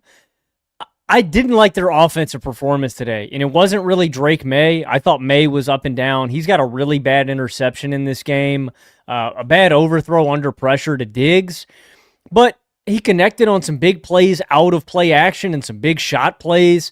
He was under a lot of pressure. He consistently got behind the sticks, and that's where I was disappointed in the Patriots' infrastructure and game plan. I thought he needed more support from the run game. I didn't understand the run-pass split in this one. Drake May had 50 dropbacks to 13 running back carries in this game. Josh McDaniels, like, you don't have Tom Brady back there anymore, man. Like, this to me is not... I love Drake May as much as the next guy. Don't get me wrong. Like, I think he is a special talent. I think he's going to be a top 10 quarterback in this league one day. This is not 11th, 12th year Tom Brady. This is second year Drake May. Like, I just thought the Patriots put too much on Drake May's plate today, and they were running the ball effectively. Like, give it to Travion Henderson again, man. Let him do some damage, or at least just try. Like, this was not a game. I would understand this game plan if it was a 15-point game, if it was a 20-point game, if you need Drake May to throw you back in this football game like he was in a lot last year. For a lot of this game, it was 1 to 2 possessions. And in that instance, try to be more dynamic. Get the defense on their heels a little bit. Try to establish the run. I thought the Patriots threw in the towel a little bit too early on the run game and put a lot on Drake May's plate. So I think it'll balance out. I think that this offense will look better. Hopefully they can strike that balance better. But that was kind of my take about the offense, man. I thought they put a lot on Drake's plate and overwhelmed him a little bit, man. I'd like to see him get a little bit more support from the rest of the offense. Yeah, and they weren't super successful on the ground when they did try to run it. And Drake, who was so effective as a scrambler last year, he didn't really get anything done with his legs in this one. This was a mediocre performance from the Pats overall, I would say. And even though, sure, they definitely asked Drake to do a lot. I mean, 50 dropbacks is a heavy load to put on him. I didn't think he played very well. I have high standards for Drake. I think he's a very talented young quarterback. I think he had a very impressive rookie season. I thought he missed some throws he usually makes in this one. I thought there were some throws over the middle of the field where there were good chunk plays to be had, solid gains, and he just missed them. And then he had the bad pick. So overall, obviously 13 points from the offense. That's not going to cut it. But I did like what we saw from the defensive front. I thought both in terms of stopping the run and rushing the passer. Harold Landry, new addition for them. He has 2.5 sacks. He certainly made his impact in this game. And that's encouraging to me because they invested so much in the defense. I do think their formula is, for the most part, keep opposing offenses in check. And then, Drake, you carry our offense to a decent level because the offensive line is still below average. The pass catchers are still below average. The run game's probably still going to be below average. But all those things should be better than they were last year by a decent bit when they were brutal. And Drake should be better too. And they are going to put a lot of faith in him because that's their formula. They need him to play at a high level. And he was just a little too up and down today. So I know I've been pushing the Pats 9-win agenda and I've got them in the wild card spot, but I'm not shocked by this performance. Like, I actually picked them to lose today. I've said this a lot. I think that the Pats are significantly improved from last year, and I kind of laid out their formula in my eyes to winning 9 games, but also they're just such easy schedule merchants. I mean, that's where they've got a real opportunity. 5 of their next 7, Logan: Dolphins, Panthers, Saints, Titans, Browns. Those could be the 5 worst teams in football. I mean, they're 5 of certainly the 10 worst, at least with what we know up to this point. So that's where the Raiders are a very legit team. They had more offensive pop today. They had a much higher level of quarterback play. They were just better. And even if the Patriots do look outmatched in some of those higher leverage matchups, I lay out that schedule, it's easy to see them getting to 5-3, only winning in games in which they're clear favorites. And that's a good spot to be in. So that's where I'm not really discouraged by this, even though I thought it was a mediocre showing from the Patriots. Let's talk about the Jaguars, Logan. Beating up on the Carolina Panthers. You can resist the Liam Cohen-Duval movement all you want, but it's going to come and get you at some point. Talking about the Colts over them. How dare you? What did you take away from the Liam Cohen Jags? I mean, this is the most I've been impressed in the Jags offense. You're goddamn right. In the Trevor Lawrence era. I loved the creativity of play calling in the red zone. I can't remember which drive it was. They had this play where 1st and goal, I think they ran this end around, and then they end up going to 4th and goal in that same drive, and they run the exact same end around, but it's a fake, and T-Law's got this guy wide open in the other part of the end zone. I really like that. I like the aggression. Trevor looked composed. They were more deliberate. I just liked everything about the offense. Etienne breaks off a big play in this one, too. He looked dynamic. And, I want to see Trevor look better, but the thing that I was most impressed with outside of the play calling was the offensive line. I don't know if I should take more of that from the Panthers side or the Jags side, because, I don't know if the Panthers are just going to be the worst defense ever. I don't know. I think the Panthers don't have a ton going on from them. I'll talk about them in a minute, but I liked what the offensive line looked like. I want to see them against better competition, but I'm higher on the Jags offense than I was coming into this game. I was skeptical. I think Liam's going to take them up a notch. That being said, I want to see the Jags against some stiffer competition. Honestly, Jags and Colts both. I want to see against some stiffer competition, but I thought they both look good in their debuts. I'm high on the Jags. I've been pushing that agenda all off season. I've got them winning the division, and it's not just because Liam Cohen is the most handsome guy I've ever seen. It's also because he's a great football mind, and there was so much meat left on the bone with this Jags team by the disastrous Doug Peterson tenure. And now you got Liam, and he's squeezing all the juice out, man. I thought that's exactly what he did in this one. Like, that Bucs offense last year was so awesome. And he totally took them up another level. Like, what he added to the run game, to the screen game, it just made them so complete, so efficient, both on the ground and through the air. And I think you see shades of his ability to do that for this Jags offense too. Like, no, he doesn't have the same level of offensive line that he did in Tampa Bay. And that was part of them being such an effective offense. But the creativity is there. The screen game was effective. The run game was extremely effective for them in this game. And Trevor Lawrence is still so talented. Like, I know there's a lot of people who have jumped ship. They've bailed on him. I can't do it. I just think he's been in such shitty circumstances up to this point. And now you give him playmakers. Like, he's had playmakers, but now the addition of a Travis Hunter on top of him now having a full season with Brian Thomas Jr., like, that's a different level of offensive talent. And then most importantly, to go from terrible play calling to great play calling, I still think he has the poise. He has the arm talent. He has certainly the mobility. He's got the size. He's got all these traits. And I thought he was totally in control today. The one bad play was the pick. Even that, though, hell of a play by J.C. Horn. I mean, he went up and made a ridiculous play on that ball. So it wasn't well placed, but I at least liked the throw that he was attempting. And you kind of tip your cap to the DB. But for the most part, I thought everything was going for the Jags offensively. The first half, it was just a smooth machine. They had 20 points. I thought maybe they could hang 35 plus, like I said, was possible in our preview, and they end up just settling for 26. But they didn't need more than that. I really think it just comes a lot easier for them than the Texans when I look at this division. Like, I think their offense, just in terms of, and you know what, how complete they are, it's a totally different level. And in comparison to the Texans, it's like, I know that the Jags don't have the worst offensive line in football, right? Like, they've got that going for them. Absolutely.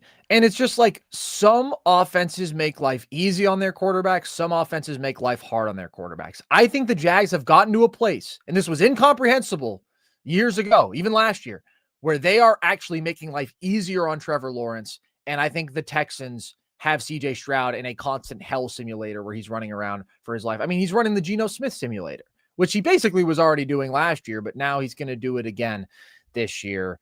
And I think that they're ultimately going to pay the price for that. For the Panthers, Logan, this is a team a lot of people were excited about, right? They picked things up down the stretch last year. They went 4-6 in their last 10 after a disastrous start. I saw a lot of people getting mad at you for having them winning 4 games. I only had them winning 5 games. It was an ugly debut for them. What do you take away? I mean, if you're mad at me you're going to be mad at me for this one too. I think the Panthers are probably inevitably heading towards another organizational overhaul. And it's a really hard look in the mirror if you're Carolina, because, normally, like, when you hit a reset, you have talented players or you're kind of close. I don't know what the Panthers do. They are so devoid of franchise cornerstones. at a complete lack. Like, I don't even know if like there's anything that Dave Canales could do. I just don't think he's working with. This team is so talent devoid. Like, I think they're heading for a new coach, a new quarterback, a new everything. I think Bryce Young is a bust. I'm sorry if you disagree. There are so many low points in this football game.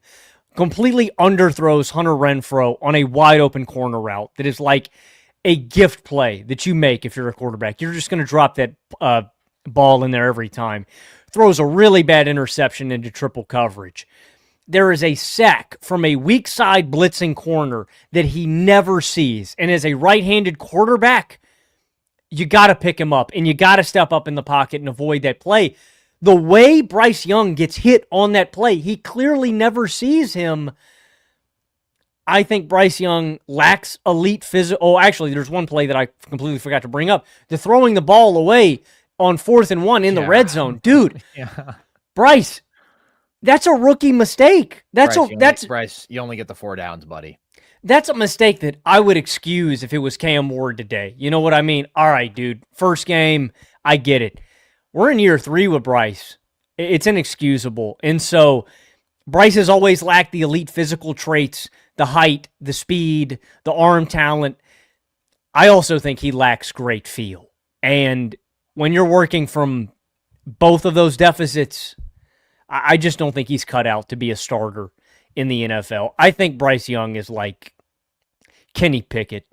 I really like Ted McMillan. If there's anything that I'm going to be excited about after this football game, it's Ted McMillan and it's Chuba Hubbard. I think those guys are really good. I think Ted's a special football player. Like, I think Ted could be a star in this league, but I don't like anything the Panthers have going for him. Wow, the Kenny Pickett comp. You think that's disrespectful? I don't think it is. I don't think Kenny ever played at a level, honestly, even close to what Bryce did in the second half of last year. That's not to say that Bryce is like a starting quarterback. I think they are both. He at least has traits, the mobility, the accuracy. You know what? Yeah, he had more mobility in this game than I've ever seen from Kenny, but it's like Kenny sucked. I think Bryce sucks, man. But there have been flashes, at least. There have been flashes with Bryce. There are things you can get excited about, but what are they? Can you enlighten me? I don't. I think that we saw stretches last year where he was actually pretty composed under pressure and was like processing the game at a significantly higher level than he was earlier in the year. He was dropping some nice balls into the breadbasket. The accuracy was pretty good. He started using his legs more. Did we see that in this one? No, this was a really bad game. And this was another one where it felt like Bryce was overwhelmed. And that's kind of when things have gone south for him. It's like, yes, he's always going to be operating at a physical disadvantage just in terms of size, arm talent, but mentally he's got to be able to keep it together. And this was kind of an all around disaster. So I don't really have any good things to say about the Panthers. I'm not going to say anything definitive about Bryce because I do think that he improved a lot throughout last year, but then this did feel like sort of a regression performance. And I think this defense is just going to be terrible. I mean, I think that they're lifeless. I think their pass rush was the worst in football last year. I think they're going to be a very bad defense again. And even if the offense has some fun elements to it, it's hard for me to see them being an average offense. So I think the Panthers are going to be a really bad team again. I'm sorry to say. It's a bummer. I don't know how much of that is going to be on Bryce, but he wasn't helping them in this one. And they just got a lot of flaws as a football team. Let's talk about my big miss of the week, Logan. I called this the potential upset of the week, Giants-Commanders. It was not to be. In fact, the Giants put up a grand total of 6 points in this game. What did you take away from this one? Do not drink the Russell Wilson Kool-Aid ever. So you don't do it. Yeah, Russell Wilson fucking sucks. He's completely washed. The guy crumbles under pressure. He falls apart. He takes too many sacks. The Giants went 4-16 on third down. The guy's side-arming passes on 3rd and 1. It's amazing to me how Russell Wilson can just take the air out of a football team, man. You talked about Josh Allen's indomitable spirit. Whatever the opposite of that is, that's what Russell Wilson has. Just unlimited. Soul-crushing, unlimited suck. limitations. Sucks. He stinks. Mm. I thought Jaden Daniels looked really good. He has a couple of moments in this one that weren't great. He missed McLaurin on a deep shot where he was really open. He's got this accidental, intentional grounding at the end of the first half that takes points off the boards potentially for Washington. But for the most part, I thought was accurate on the move and out of play action, spreading the ball around, a weapon with his legs. He always is, 68 rushing yards. Jaden, to me, and I thought dealt with the pressure that the Giants were putting on him pretty well. I mean, they've still got a hellacious pass rush. He's an offensive engine. He is special. I think he enhances all of his running backs in his running game. And I like the addition of Deebo Samuel. I liked how Washington used him in this football game. But I was impressed with the Washington front. They had 200 in total rushing yards and 6.9 yards per carry. That was one of the strengths of this football team and why I bought into them this year. They were the number 3 rushing offense and the number 4 in terms of yards per attempt in 24. I think they have a genius run blocking scheme. And I think that is where they're going to hang their hat again this year. And Jaden's going to do enough through the air to keep them in short and manageable situations and be good enough situationally to put points on the board. And defensively, I liked what we got out of Javon Kinlaw and Daron Payne. I thought the defensive front was encouraging. If there's one thing I'm worried about, it is these corners, man. Like, Malik Neighbors was cooking, dude. Bro, I mean, Russ. If they could have gotten him the ball. Literally.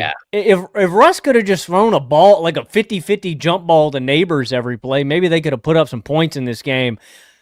I like a lot of what Washington's got going for them. The skill position talent, Jaden Daniels, the offensive line, the defensive front.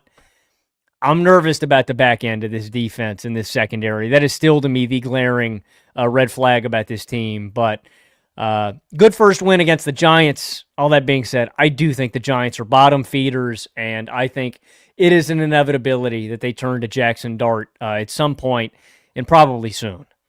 Look, I continue to resist the Giants are bottom feeders narrative. I think they're a scrappy 7-ish win team because I think the defense is really good. But the offense was abysmal today. And that's where I don't know how much credit to give to Washington's defense versus how much just straight blame I should be giving to the Giants offense. But I was impressed by the defensive front specifically. I mean, they really contained the run. They did get some good pressure. Now, don't want to overreact to that because the Giants offense is definitely bad. How bad, we'll see. They also were without Andrew Thomas today, so that makes the offense even worse. And Russ played a bad Russ game even, I would say.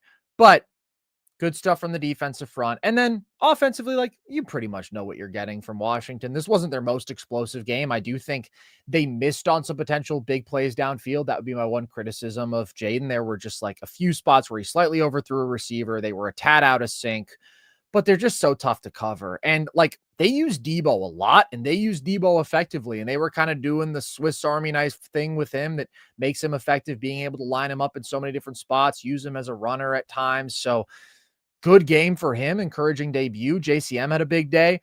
And I also thought like the pass protection had some real wins against a great pass rush. Yes, the Giants got home a few times, but there were a couple possessions where they kept Jaden clean for 4 or 5 seconds. And against this pass rush, like that's an accomplishment. So overall, again, they probably could have had an even bigger day.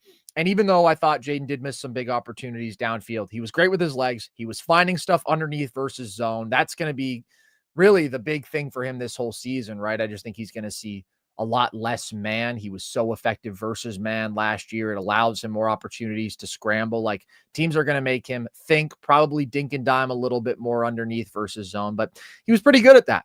And they have the ability to spread you out. They can run. They've got the screen game. Jaden, obviously incredible with his legs. Now they've got Tunsil in that offensive line. Like there's a lot of firepower there. All that being said, they did only have 14 points until midway through the fourth, but then they got the touchdown when they needed it. And at the end of the day, I thought the Giants defense looked good.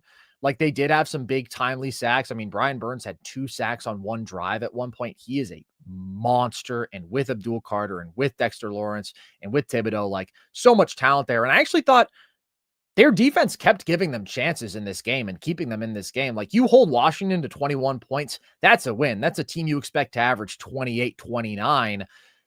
The offense was just really, really bad. They couldn't run the ball. They were horrible on third down. They were horrible in the red zone. I mean, they were gifted the new set of downs after a penalty, and they still had to settle for a field goal. And then they had their final drive into the red zone, and they came away with nothing.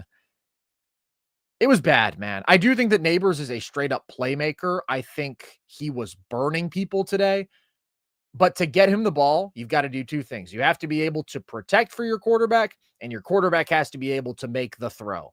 And they just couldn't do either of those things today. So we'll see how much Andrew Thomas's return helps, but the offense was really rough.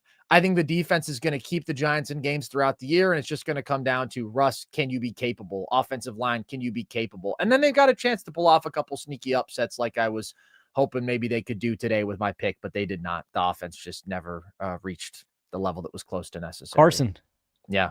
I think the people want Bill. The people want Bill? Like they JCM? They want Bill. I don't know who you're talking about. I'm talking about Ja'Cory. I just know about Bill. What is happening right now? Are you talking about the ads that I've been receiving on my phone over and over again from whatever wireless company that is, talking about cell phone Bill, and it's a Silence of the Lambs thing? No, I'm talking about he's Bill. Saying he's got some plan for my family, a family plan, and it's cell phone Bill. No, this Bill has a plan to get in the end zone every game. Yeah. Good start on that front. Good start. Let's talk about one of the most shocking results of the day. Yeah, Logan. No doubt. The Colts just absolutely obliterating the Miami Dolphins 33-8. What do you take away from this one? My two least favorite stats in the history of football.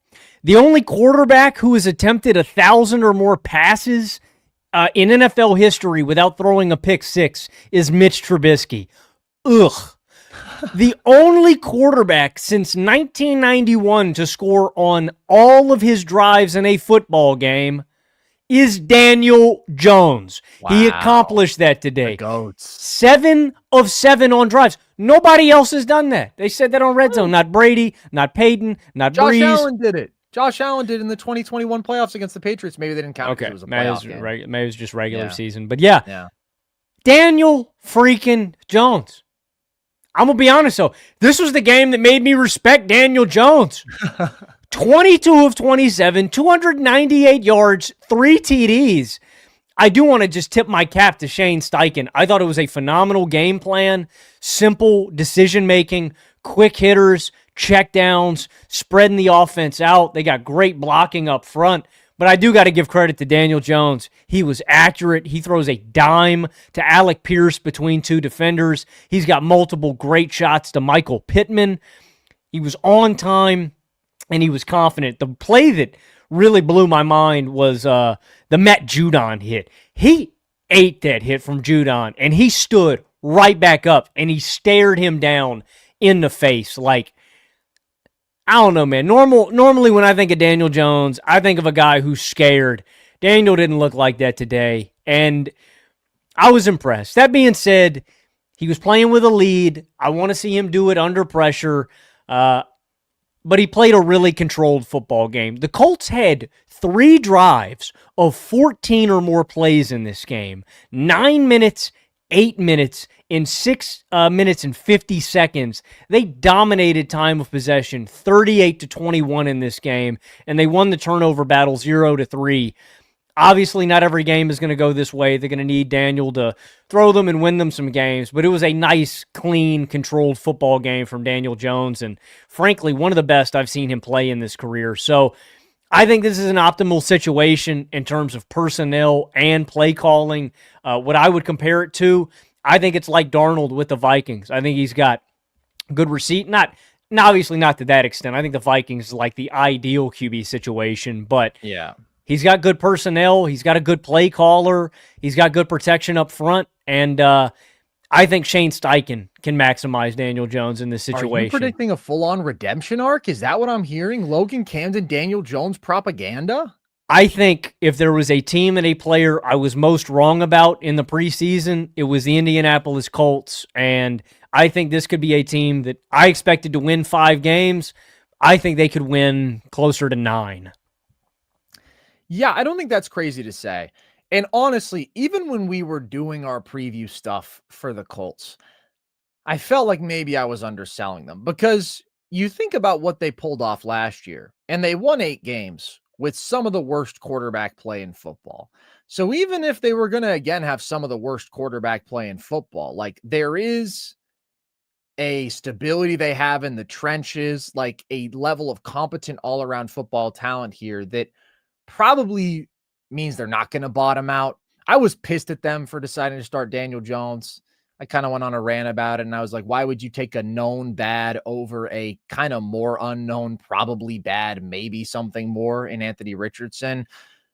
And I kind of mocked the idea that Daniel Jones would be the stabilizing vet because for so much of his career, he's been the wild man running around with his head cut off, turning the ball over like crazy, just kind of a disaster. But he looked like the vet in the room today. He executed the offense. He operated the system. He did what had to be done. And I think this game said a lot about Anthony Richardson, man. And I mean, this is what Shane Steichen needed.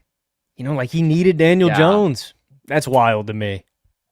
Yeah. Well, Anthony Richardson is kind of a one-of-a-kind experience in that you're getting physical tools you're not getting anywhere else, and then you're also getting balls thrown into the stands that you're not getting from anybody else. Getting it on both ends in that way, and Daniel Jones was just able to do kind of the stuff that was needed in this one. I do think, though, although I agree, probably undersold the Colts, they're still the clear third team in this division to me. Like, I do think that the firepower that the Jags have offensively with that coaching, with the quarterback talent that Trevor Lawrence is, like the ceiling there to me is on a different level. And even though I think the Texans have a lot of flaws and I've been low on them, I'll bet on that defense and CJ Stroud getting them to a certain level. The Colts, I still think, are going to be very mid, but I did think this game said a lot about the Miami Dolphins, because if you get your asses handed to you like this by the Colts, I mean, I was horrified by what I saw from Miami. And both of our like hot takes about them coming into the year were basically the same. It was some version of, this is going to be the last year that we see of these Dolphins before a hard reset. Things are just coming to a head, too much underachievement. This year probably was going to be the worst of them all, but I picked them to win 7 games. Like, I didn't think this team was going to be a bottom dweller. I thought it was more just going to be, expectations were high 2023, and it's just consistently been getting worse and worse. And Tyreek Hill wants to go do porn. He's had enough of playing with Tua and all that stuff. Frustration with Mike McDaniel. He's too nerdy. We got to get him out of here. This was like a performance that makes you kind of reconsider everything. Like, they looked awful. It was an abject disaster from Tua.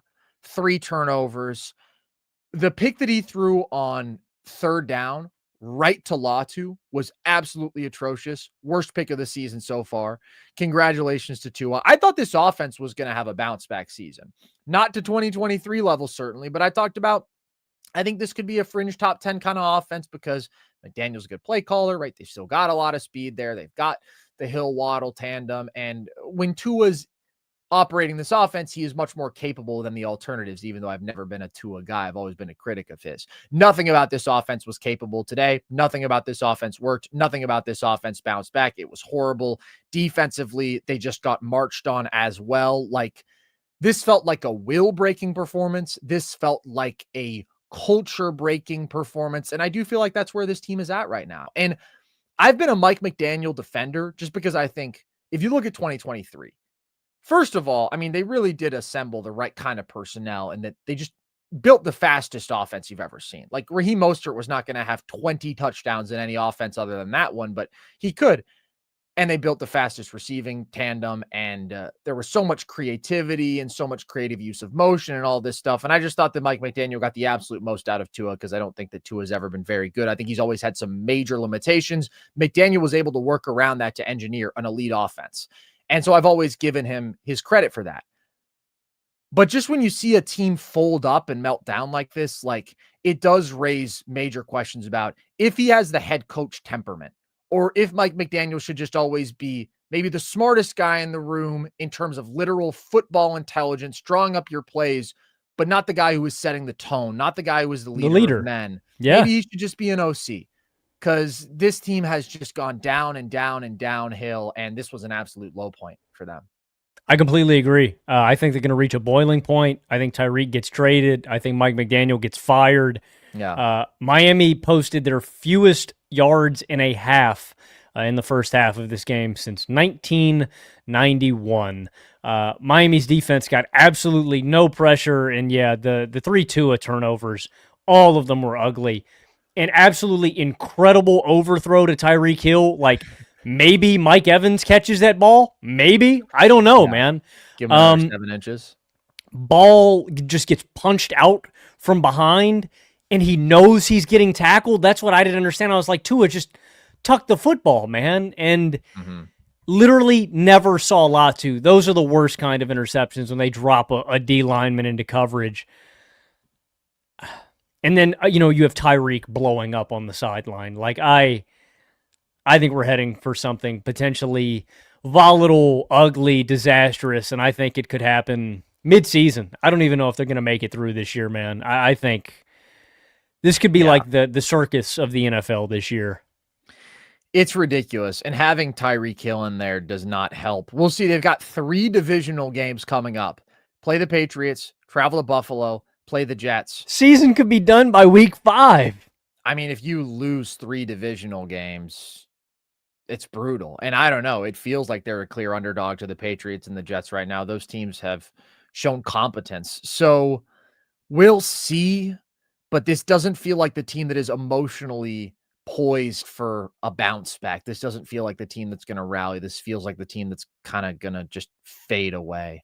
So next week is going to be huge for the Dolphins, probably as big as a week 2 game is going to be for anybody, because they feel like the team most with their backs against the wall of like, this is a potential franchise pivot point moment, which I think was always going to happen. And unfortunately, I do think it all stems from the place of just believing in Tua too much, paying Tua north of $50 million a year in average annual value. Like, that's franchise suicide.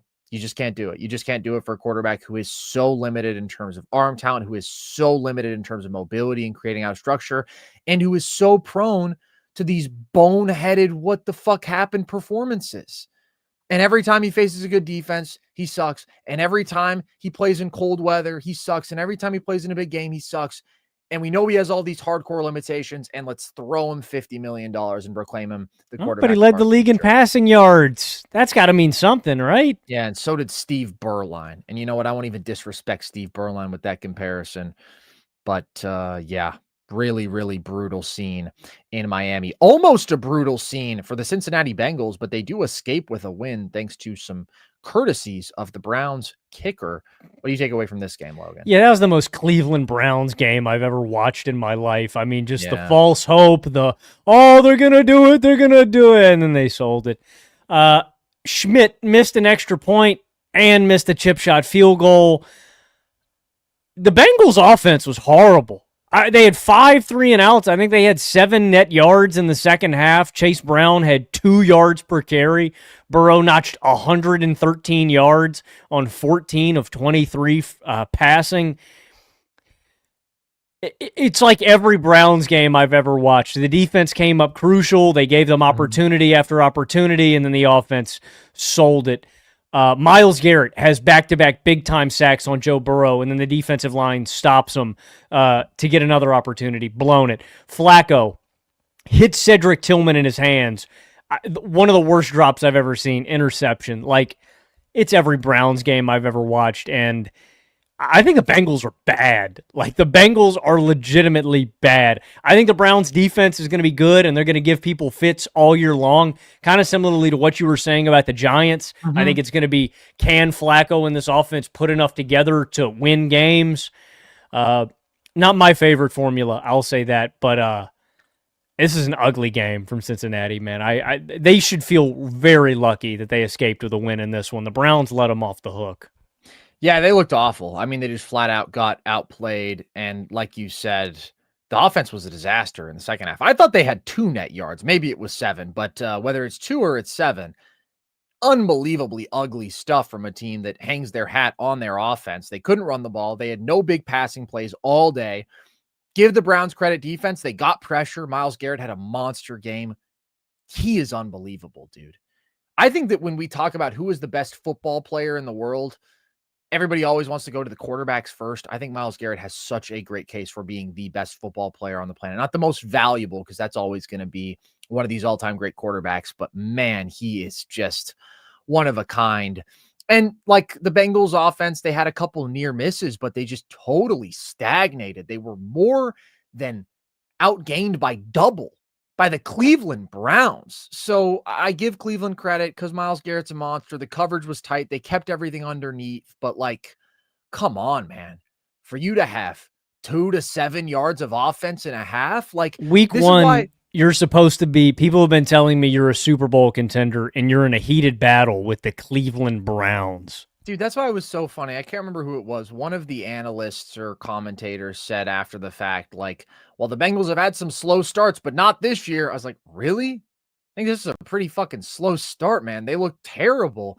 And this is why I can never put them among the best of the best offenses. Like, even last year, which was their best offense yet, they were 6th in points per drive. They were very good, but they were not like one of those absolute elite upper echelon offenses because their line isn't good enough.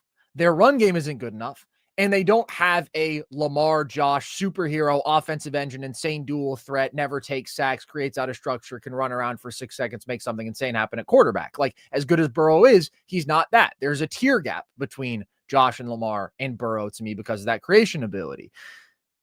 So that's why, yes, they're a very good offense, but their offense sucked in this one. I'm not impressed by their defense. The Browns were able to move the ball. Like, they just straight up got bailed out. Browns kicker misses an extra point in a 36-yard field goal. Like, I think it's an ugly start for the Bengals. I still don't see this legitimately good team that people want to prop them up to be. I think they're okay. I think they've got some elite players at premier positions, and I think they are very, very flawed around them. And for the Browns, you laid it out. They're probably going to lose a lot of games 17-13, which is why it hurts. They should have gotten this one. This would have been a nice morale booster. Flacco's capable, but the offense is still limited. Dylan Sampson was doing a lot as a pass catcher. Jerry Jeudy is talented. Hey, I was going to say, Sampson and Harold Fannin, I would be encouraged about if I'm the Browns. Like, I liked what they got out of both of those rookies week one. And there is a different feel when you have really good defense and, like, at least a veteran quarterback, even though Flacco is not good. Like, just when I compare them to like the sort of ass kickings that the Panthers or the Dolphins took to get, like those felt like teams in disarray. I think about the Giants, the Browns, those feel like teams that at least know their identity, know how they're going to stay in football games. And so there is a certain floor that comes with that maybe I undersold a little bit with the Browns in our preseason predictions. I want to talk, Logan, about the one game that we haven't had a chance to talk about that was not played today. We already talked about the Thursday night game. Real quick, we'll breeze through these last few, but great Friday night football game in Sao Paulo, Brazil. No weirdness to speak of this time. No field issues. Just an absolute awesome quarterback duel between the Chiefs and the Chargers. What did you take away from that one, Logan? I mean, the Chargers look legit, and the Chiefs look really, really vulnerable. That was my take about the Chiefs coming into the season. I wasn't one of these sensationalists saying that the sky is falling, that the Chiefs are going to miss the playoffs, the dynasty is over. Look, anytime a team has Patrick Mahomes under center, I'm still going to give them their due respect in what they deserve. And I'm still very, very afraid of what the Kansas City Chiefs are capable of because they have Patrick Mahomes under center. That being said, I think this is the worst Chiefs team around Patrick Mahomes, maybe ever. And I think he is going to have to do a more Herculean carry job than he's ever had before with this team. I think the offensive line has taken a step back where they were bad against Los Angeles, and Mahomes had to do a lot of heavy lifting. They couldn't really establish the run.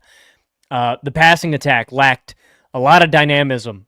Kelsey looked like he has regressed. Worthy is now injured. They're without Rashee Rice. Like, it's going to be the Hollywood Brown and Juju Smith-Schuster show for a little bit. And then the defense, pass rush was not dynamic at all. The Chargers were able to keep them at bay, and Herbert was dicing them up. I want to give a lot of credit to the game plan they came up with. I thought the scheme and their passing attack was really, really well thought out, and Herbert executed. Really good stuff with him and Ladd McConkey in this game. Finds Keenan Allen for a touchdown. Quentin Johnston was not perfect, but ends up putting up 2 TDs. Like, I think maybe I should have led with this. One, I think Herbert is probably my dark horse MVP. Like, if I had to pick somebody that wasn't Lamar or Josh, I would take Herbert.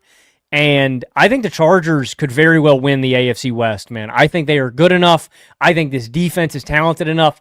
Diane Henley is on the verge of being a star in this league. I think he is a stud. Khalil Mack has still got some pop. Like, I think the Chargers are legit, and I think the Chiefs are vulnerable. I'm not going to make any big-time declarations about Kansas City just yet, but that's what I think after week one. Good win for the Chargers, man. Herbert was slanging. Really good win. I think this Chargers team is very good, man. I picked them to win 11 games. I picked them to win a playoff game. I went on a full-on crusade and a tirade after this game, just glazing Justin Herbert, because I don't know if anybody has been more unfairly criticized, just with like straight up garbage points, than Herbert. To me, he's clearly been among the top 5 quarterbacks in football for basically 5 years now. And like, I did have him as the 5th guy in that group coming into the year, but I thought he was closer to Burrow than anybody else was to him. And it just feels like people are always holding these things over Herbert's head that either don't have to do with him, like a lack of playoff success when he had garbage run games and garbage defenses and sketchy receiving cores and offensive lines for basically his whole career up to this You're point. basing what I think's so funny, Carson, is like you're choosing to ignore a ton of empirical evidence that would suggest that Justin Herbert is a top 5 quarterback. You're choosing to ignore 80 games of excellence to look at 2 games of I couldn't agree more. The absolute bottom that Herbert can give you.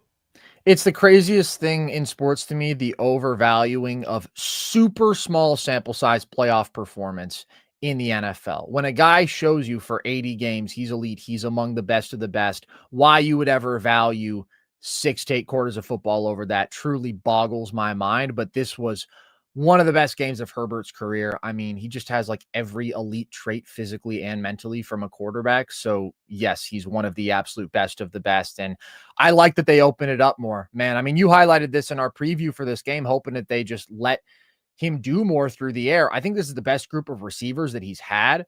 Keenan Allen wasn't as productive last year in Chicago. Obviously, he's far from his peak, but last time he was with the Chargers, he had like a 1,200 yard season. Like, there's so much built-in chemistry there.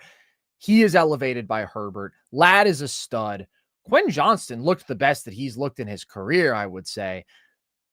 And I felt really good about that passing attack. And I think there's more to tap into with the run game. I like Hampton as a talent. And then the defensive floor is just so high. They're so well coached. They were very good on that side of the ball. They were number 1 scoring defense in football last year. So I do think they're absolutely a threat to push the Chiefs to win this division. I'll still lean on Kansas City.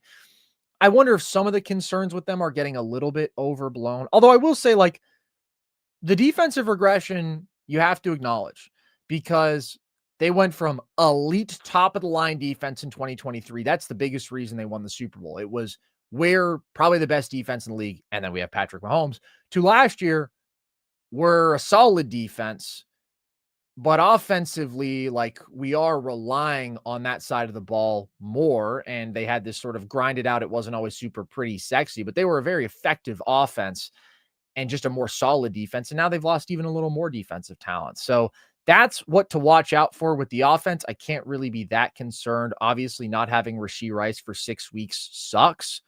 And I know there's a lot of concern about the receiving room right now. I do think protection was okay. That's another thing to watch.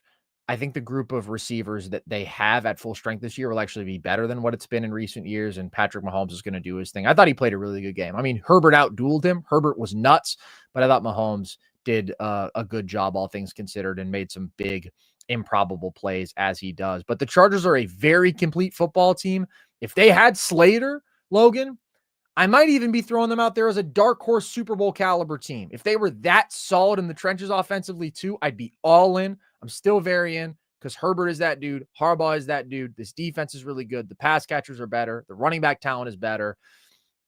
But alas, I don't know if they have that sort of elite top end talent without one of their best players at such an important position. But phenomenal win for them. And I just hope that Herbert's on a mission this whole year, man. I hope he shuts people up, because this guy has been elite by every metric ever since he entered the league. And let's see him get back to the playoffs. And if he gets back there, I promise you he will ball out and he will play better. And he'll prove just how silly it is to over-rely on that small sample size for your analysis of a phenomenal football player.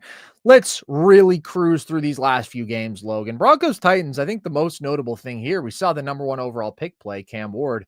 What'd you make of his performance? They got that man in hell. I feel bad for Cam Ward. Yeah. When you're paying Dan Moore $80 million to start at left tackle for you when he sucks at football, you should really take note that says a lot. Benito got like 7 pressures on Dan Moore. I saw Next Gen Stats tweet about it. He ate his lunch. Yeah. That's the most confusing free agency contract I've ever seen. And I said that at the time. I couldn't believe it. I don't know if the Titans just don't watch film on the guys they sign or what. Like, Dan Moore sucks.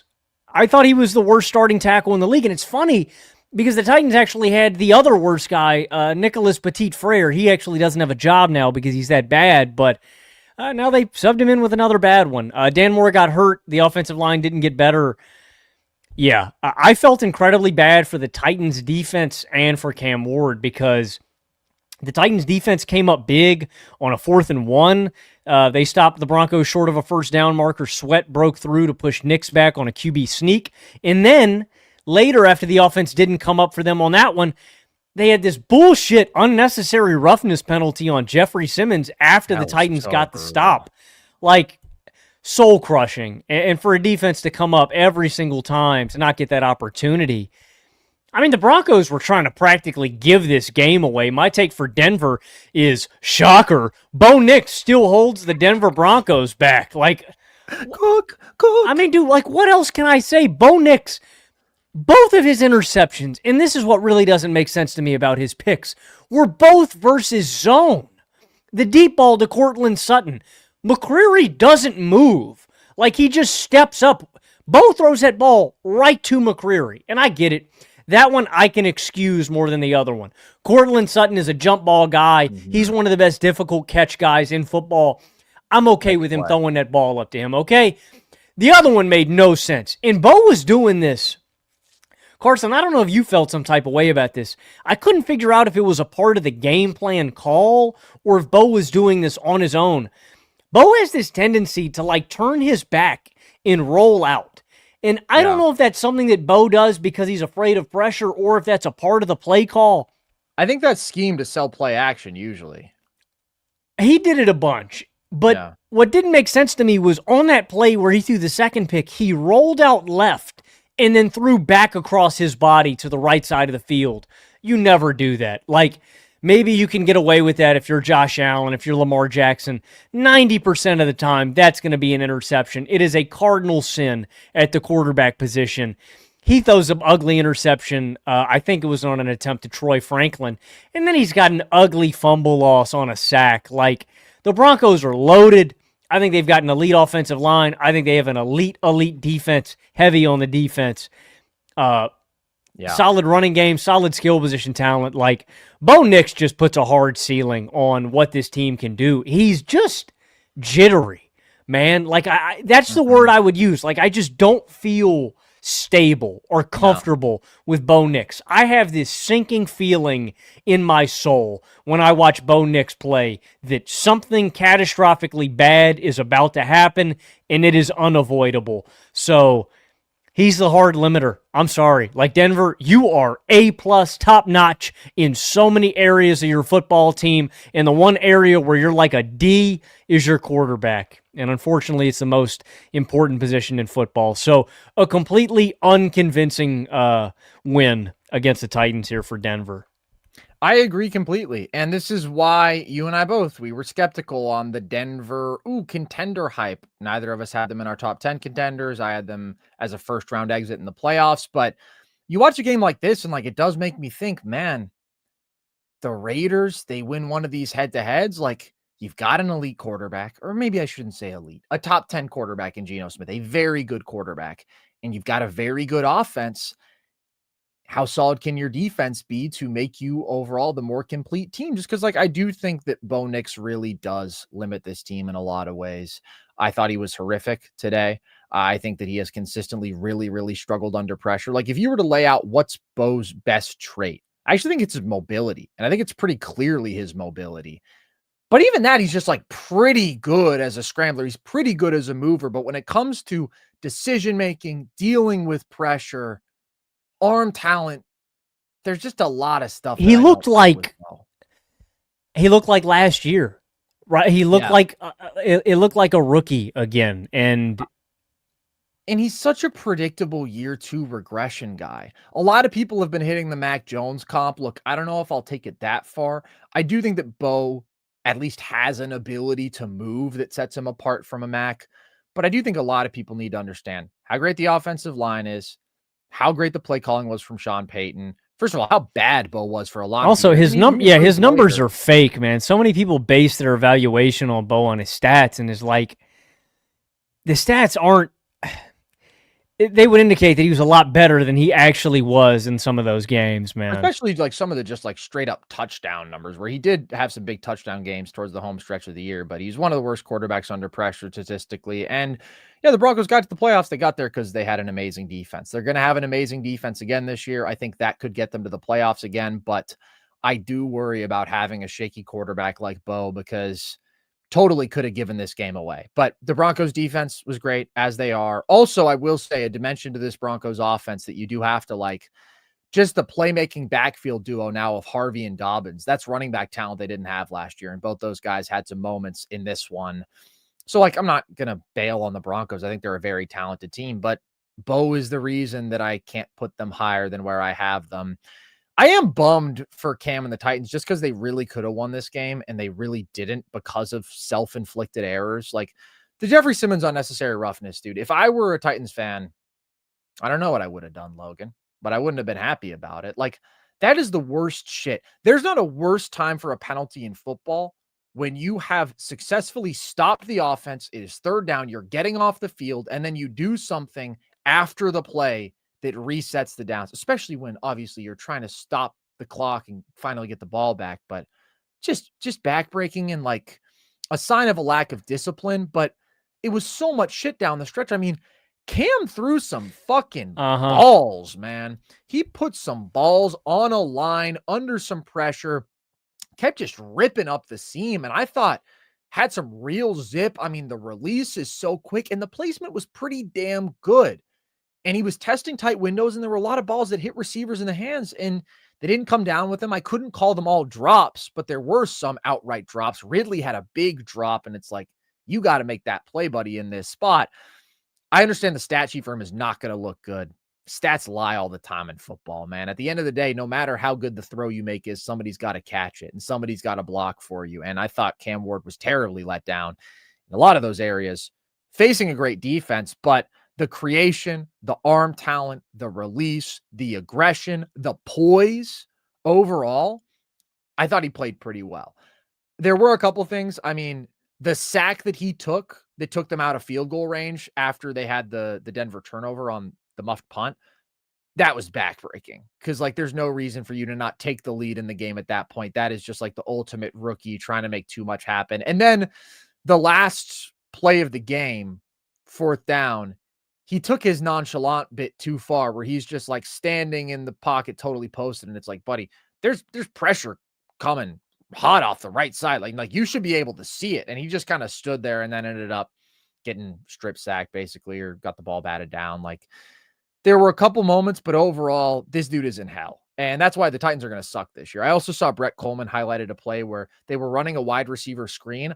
All of the receivers thought they were blocking. Nobody turned for the ball. Nobody knew that it was for them. There was a lot of shit like that happening for the Titans today, but I thought Cam, all things considered, with his aura and nonchalant maxing, was pretty impressive. 6 sacks overall is too much to take. He's got to cut that down, but also his offensive line was getting destroyed. So I cut him a little bit of slack there. Seahawks-Niners, Logan, divisional battle. The San Francisco 49ers come away with a big clutch touchdown to win this one. What did you take away from it? Yeah, I thought the Niners should have won this game way more convincingly, man. I thought they played pretty well, all things considered. Like, there's just some weird shit that happened in last year's games that happened in this one, too. They have the worst kicker in football? Yeah, I mean... And they brought him back for some reason? Moody misses 2 on the day. Julian Love blocks 1 of them. Okay, but he doinks a 27-yard field goal. anytime you have a kicker that misses 27-yard field goals, he should not be on your team. I think you got to cut him. He was 24 of 34 in 2024, and since week 10 of last season, he's 12 of 23.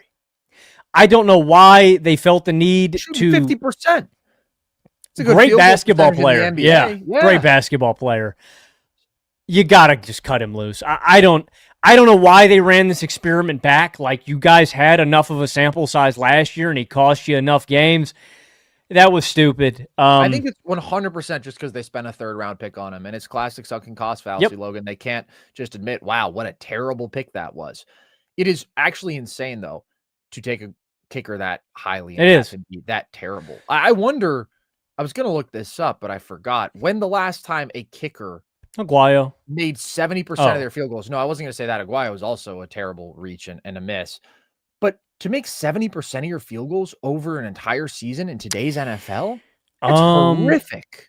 Let me see. I mean, off the top of my head, I think of one of the Grammaticas. Like, one of the Grammaticas was pretty Even bad. that, I remember one I'm year. talking 2020s, man, when dudes are consistently like 85% plus. 03 Grammatica was 16 of 26, 61.5%. I remember one time, I think Alindo Murray. Let me pull up him one time. Well, this is exciting to me that you just have this off the top of your head. Alindo Murray one year was 58.8%. He was 10 of 17. I remember Josh Scobie. Oh, I'm going to get these off real quick. Please. Josh Scobie and Jeff Reed were really bad. Scobie, in his tenure with the Steelers, went 6 of 10. We cut him after that. But see, Jeff, like, I'm talking, you get 30-something kicks. That's what's make 70% of them. That's what's really crazy. 71%. And you know what? Even though he was a second-round pick, he never saw the field again. This is year 3 of Jake Moody sucking. Move on. He should be cut this week. If he's not, it's negligence from the franchise, and they're prioritizing things other than winning football games. And the fact that they didn't address it in the offseason to me is crazy enough. Special teams was your biggest problem last year. It cost you multiple games. There are so many talented kickers out there.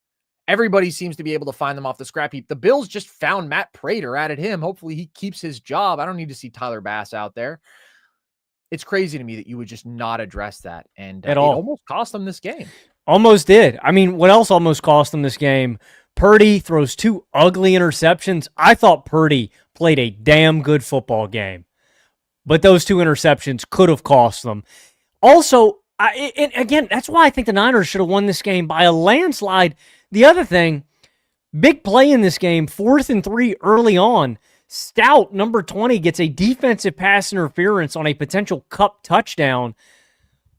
It's an uncatchable ball. Like, Darnold throws that ball on 4th and 3 out of the back of the end zone, and Stout is hand-fighting with Cup. Only reason they score that TD gives them a new set of downs. Charbonnet's in the end zone. Next play. Shout out Jake Tongas in for the legacy drive of his life. Cal Bears legend. 3 big catches on the touchdown. Just rips the ball away from Reek Woolen for the TD. And then Nick Bosa comes up big time, pushes Abraham Lucas into Sam Darnold to end the game with a sack fumble. I thought the Niners moved the ball with ease in this game. The defense was disruptive, disciplined, and suffocating. I thought it was an encouraging return to San Francisco for Robert Saleh. They forced 4 3-and-outs. They recovered 2 fumbles.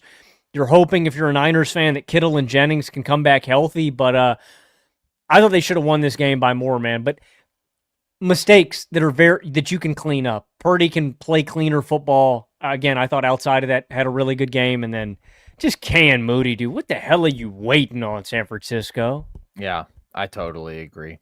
This was kind of a weird game, but the Niners end up coming through. They're the better football team. You mentioned it was like kind of an up and down game for Brock. There were some high highs, a couple big throws. There were some low lows with the picks. And also, I will say, Jakey Boy bailed him out on that last throw. I mean, that was like, to call it a 50-50 ball would be generous. That was in Reek Woolen's hands, and Jake came over and he took it. He ripped that ball out, and that's what Cal Bears do, Logan, if you let him on the football field. That was big time for a dude who did not have an NFL catch coming into this game. He made 3 of them, including the biggest of all. I think this is a solid game for the Niners. You know, you get rid of Jake Moody, you feel good about where you're at. I think Ricky Pearsall is a bucket. I think he's a big-time playmaker. He's going to be really, really good. And I do think that Saleh's presence alone does help this defense. I think this was a positive performance. For the Seahawks, I think like this is pretty indicative of who they're going to be this year. I think their defense is very good. I don't know if I could say it's one of the elite defenses, but very good. Offensively, I just worry about how they're going to find success. This is why it doesn't make sense to me to move off of Geno for Sam Darnold if you're still going to pay a quarterback big money and you're in a win now window. Like, we're just talking about totally different levels of ability to deal with pressure, overall processing within the pocket, aggression. I think Geno has the better arm. He certainly got the more accurate arm. Like, he's just better. And Darnold is really going to struggle in this offensive infrastructure, I think. Unfortunately, I don't think that Darnold is bad. I thought Darnold played quite well last year, but this is a tough spot for quarterbacks. It takes a guy like Geno to make this offense passable. Darnold's not one of those guys. To me, the run game got pretty much nothing going as often. The receiving game was all JSN, and that's how it's going to be all year, dude. There's no other good pass catchers here. Cup is washed. 26 yards to players and not named Jackson Smith and Jigma from Darnold. That's insane, dude. That's insane. So, yeah, JSN has the one fumble, but I don't care. He did everything else for this offense, and he's great. I just think Seattle is kind of destined to mediocrity because of that. I really don't like their offensive formula. Last game, Logan, Cardinals-Saints. I don't have much to say about this one. I didn't watch much of this one. Neither do I. I thought Marvin Harrison Jr. Looked really good. I thought the running game for Arizona was solid, and somehow the Saints lingered around enough to have a shot to win or tie the game up at the end with Spencer Rattler. I couldn't believe that. He put that ball where it needed to be. He did, man. That seam route to Jennings, or Johnson, excuse me, the tight end. That was a really beautiful ball, man. He should have come up with that one. So shout out to Saints for almost tying the game. I think that might be the closest they get this year. You think so? Nah, I think they'll hang around. Rattler will be probably the worst starting quarterback in football, but I think Kellen Moore will have them close. Were we wrong to put Rattler in Brody Croyle, Tyler Thigpen conversations? Or I guess we put the totality of the Rattler Shuck room in those conversations. Nah. I don't think we were wrong for that. I think the quarterback room is that bad. I think that they'll be close in these games, but I'll put their over-under at 4.5, and I would confidently still take the under. Okay. That's a little juicier than the 2 wins I think we both gave in preseason, though, right? I mean, I don't know. I think 3.5, I might still take the under. I don't like the prospects of this team. What about 2.5? I'll still take the under. You know, fuck it. All right. Fuck it. I will go with the 2 wins. Yeah. I don't know, man. The Saints are not going to be good. Alvin Kamara is really the only thing that kept this team kind of afloat and churning. I did think Marvin Harrison looked really good, but again, I don't know how much to make of a win against the New Orleans Saints. Yeah, I don't think you can take too much away from that. One last thing I want to say, Logan. We already talked about Ravens-Bills a lot, but there was such a flurry of emotions going on. There's one more thing I wanted to touch on. Long-term implications. And we mentioned this a little bit, but the fact that that game very well could be the decider for who has the 1 seed. And yes, we're looking ahead there, but like a week 1 game can't be bigger for so many reasons. First of all, to win how the Bills did against a big rival, just incredible.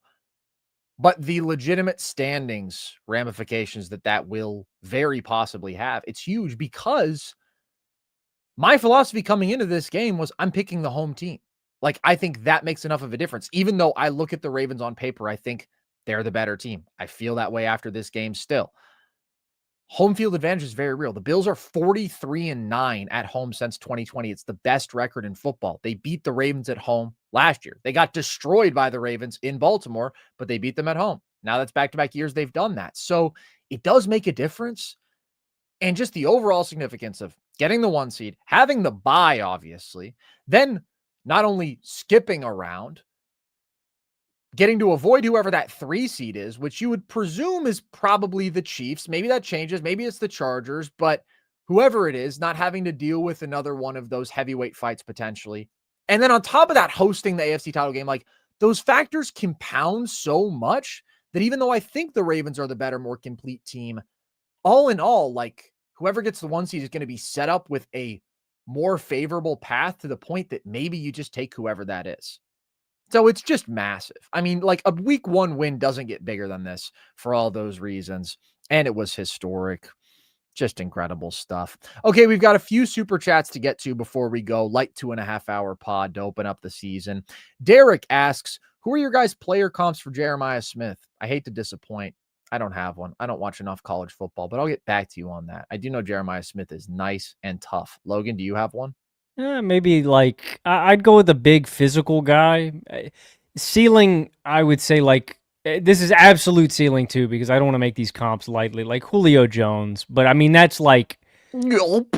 Yeah, I mean that's Jeremiah Smith's a beast. Like I think he's gonna be a monster, but yeah, like AJ Green or Julio Jones, one of these big physical kind of receivers. But he's explosive. He's special. I think he's gonna be a stud in the league. Would you ever get the Jeremiah Robinson Earl app? Yes, I have it installed on my phone. It's my favorite. You do? Yeah. It's one of my favorites. Gives me all of my updates on JRE. Where do you get yours from? Jeremiah Robinson Earl app. Yeah, of course. It's the best. I don't know what this other JRE everybody's always talking about. For me, it's all about Jeremiah Robinson Earl and his app. Brett says, thank you for doing football. Y'all the best. Thank you, Brett. We think Brett, you're the best. I took the words out of my mouth. I could kiss you, Brett. Because it's truly what we think. It's authentic.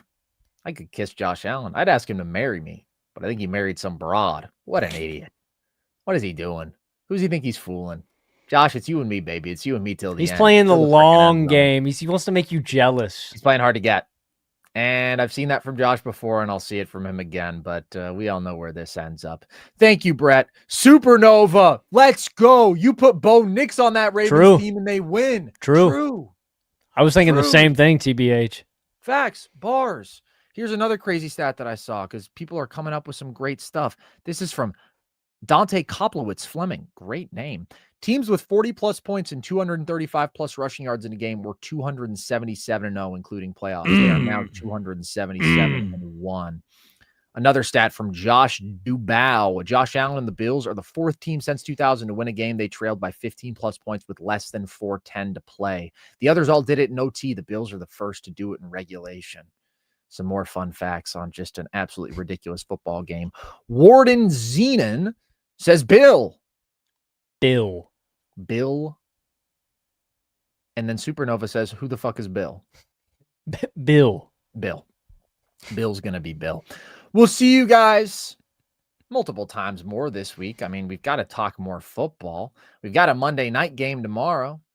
We're not going to go live after that, but we'll talk about that game probably midweek along with some other stuff. We'll have some NBA content this week. NBA season, Logan, if you can believe it. It's only 6 weeks from now. It's a great time to be a sports fan. We got the U.S. Open final today. Carlitos got a win over Jannik Sinner. Big time stuff. Incredible year for him and an incredible day of football. I still can't believe how that Bills-Ravens game went down, honestly. One of the all-time great games ever. I've seen some fucking crazy Bills games in my time. That's the craziest, I think. Although 2021 divisional round, Theo really was like, right. Like we do always play in the game of the fucking year, bro. The Rams-Lions games back to back last year, those were absolutely insane. The Rams game in 2020, I believe it was, crazy. The Vikings game when Jettis caught the ball on 4th and a million was crazy. The DeAndre Hopkins Hail Mary was crazy. And there's a lot of sour endings in those games, but tonight was sweet as hell. And I hope that you guys all enjoyed it as much as I did. And we hope that you all enjoyed our analysis and yap after the game. And we hope that you will stick with us throughout the NFL season because it's going to be a whole lot of fun. You know where to find our stuff. YouTube, across all audio platforms. It's everywhere. And you can follow us across social, TikTok and Instagram at NerdSesh and Twitter at nerd_sesh. And if you want, you can join our Discord and chat with the gang there, be part of our community, and just chatter on throughout NFL Sundays. So with that, as always, appreciate you guys oh so much. So good to have football back. And I've been Carson Brabber. Bill. And this was NerdSesh.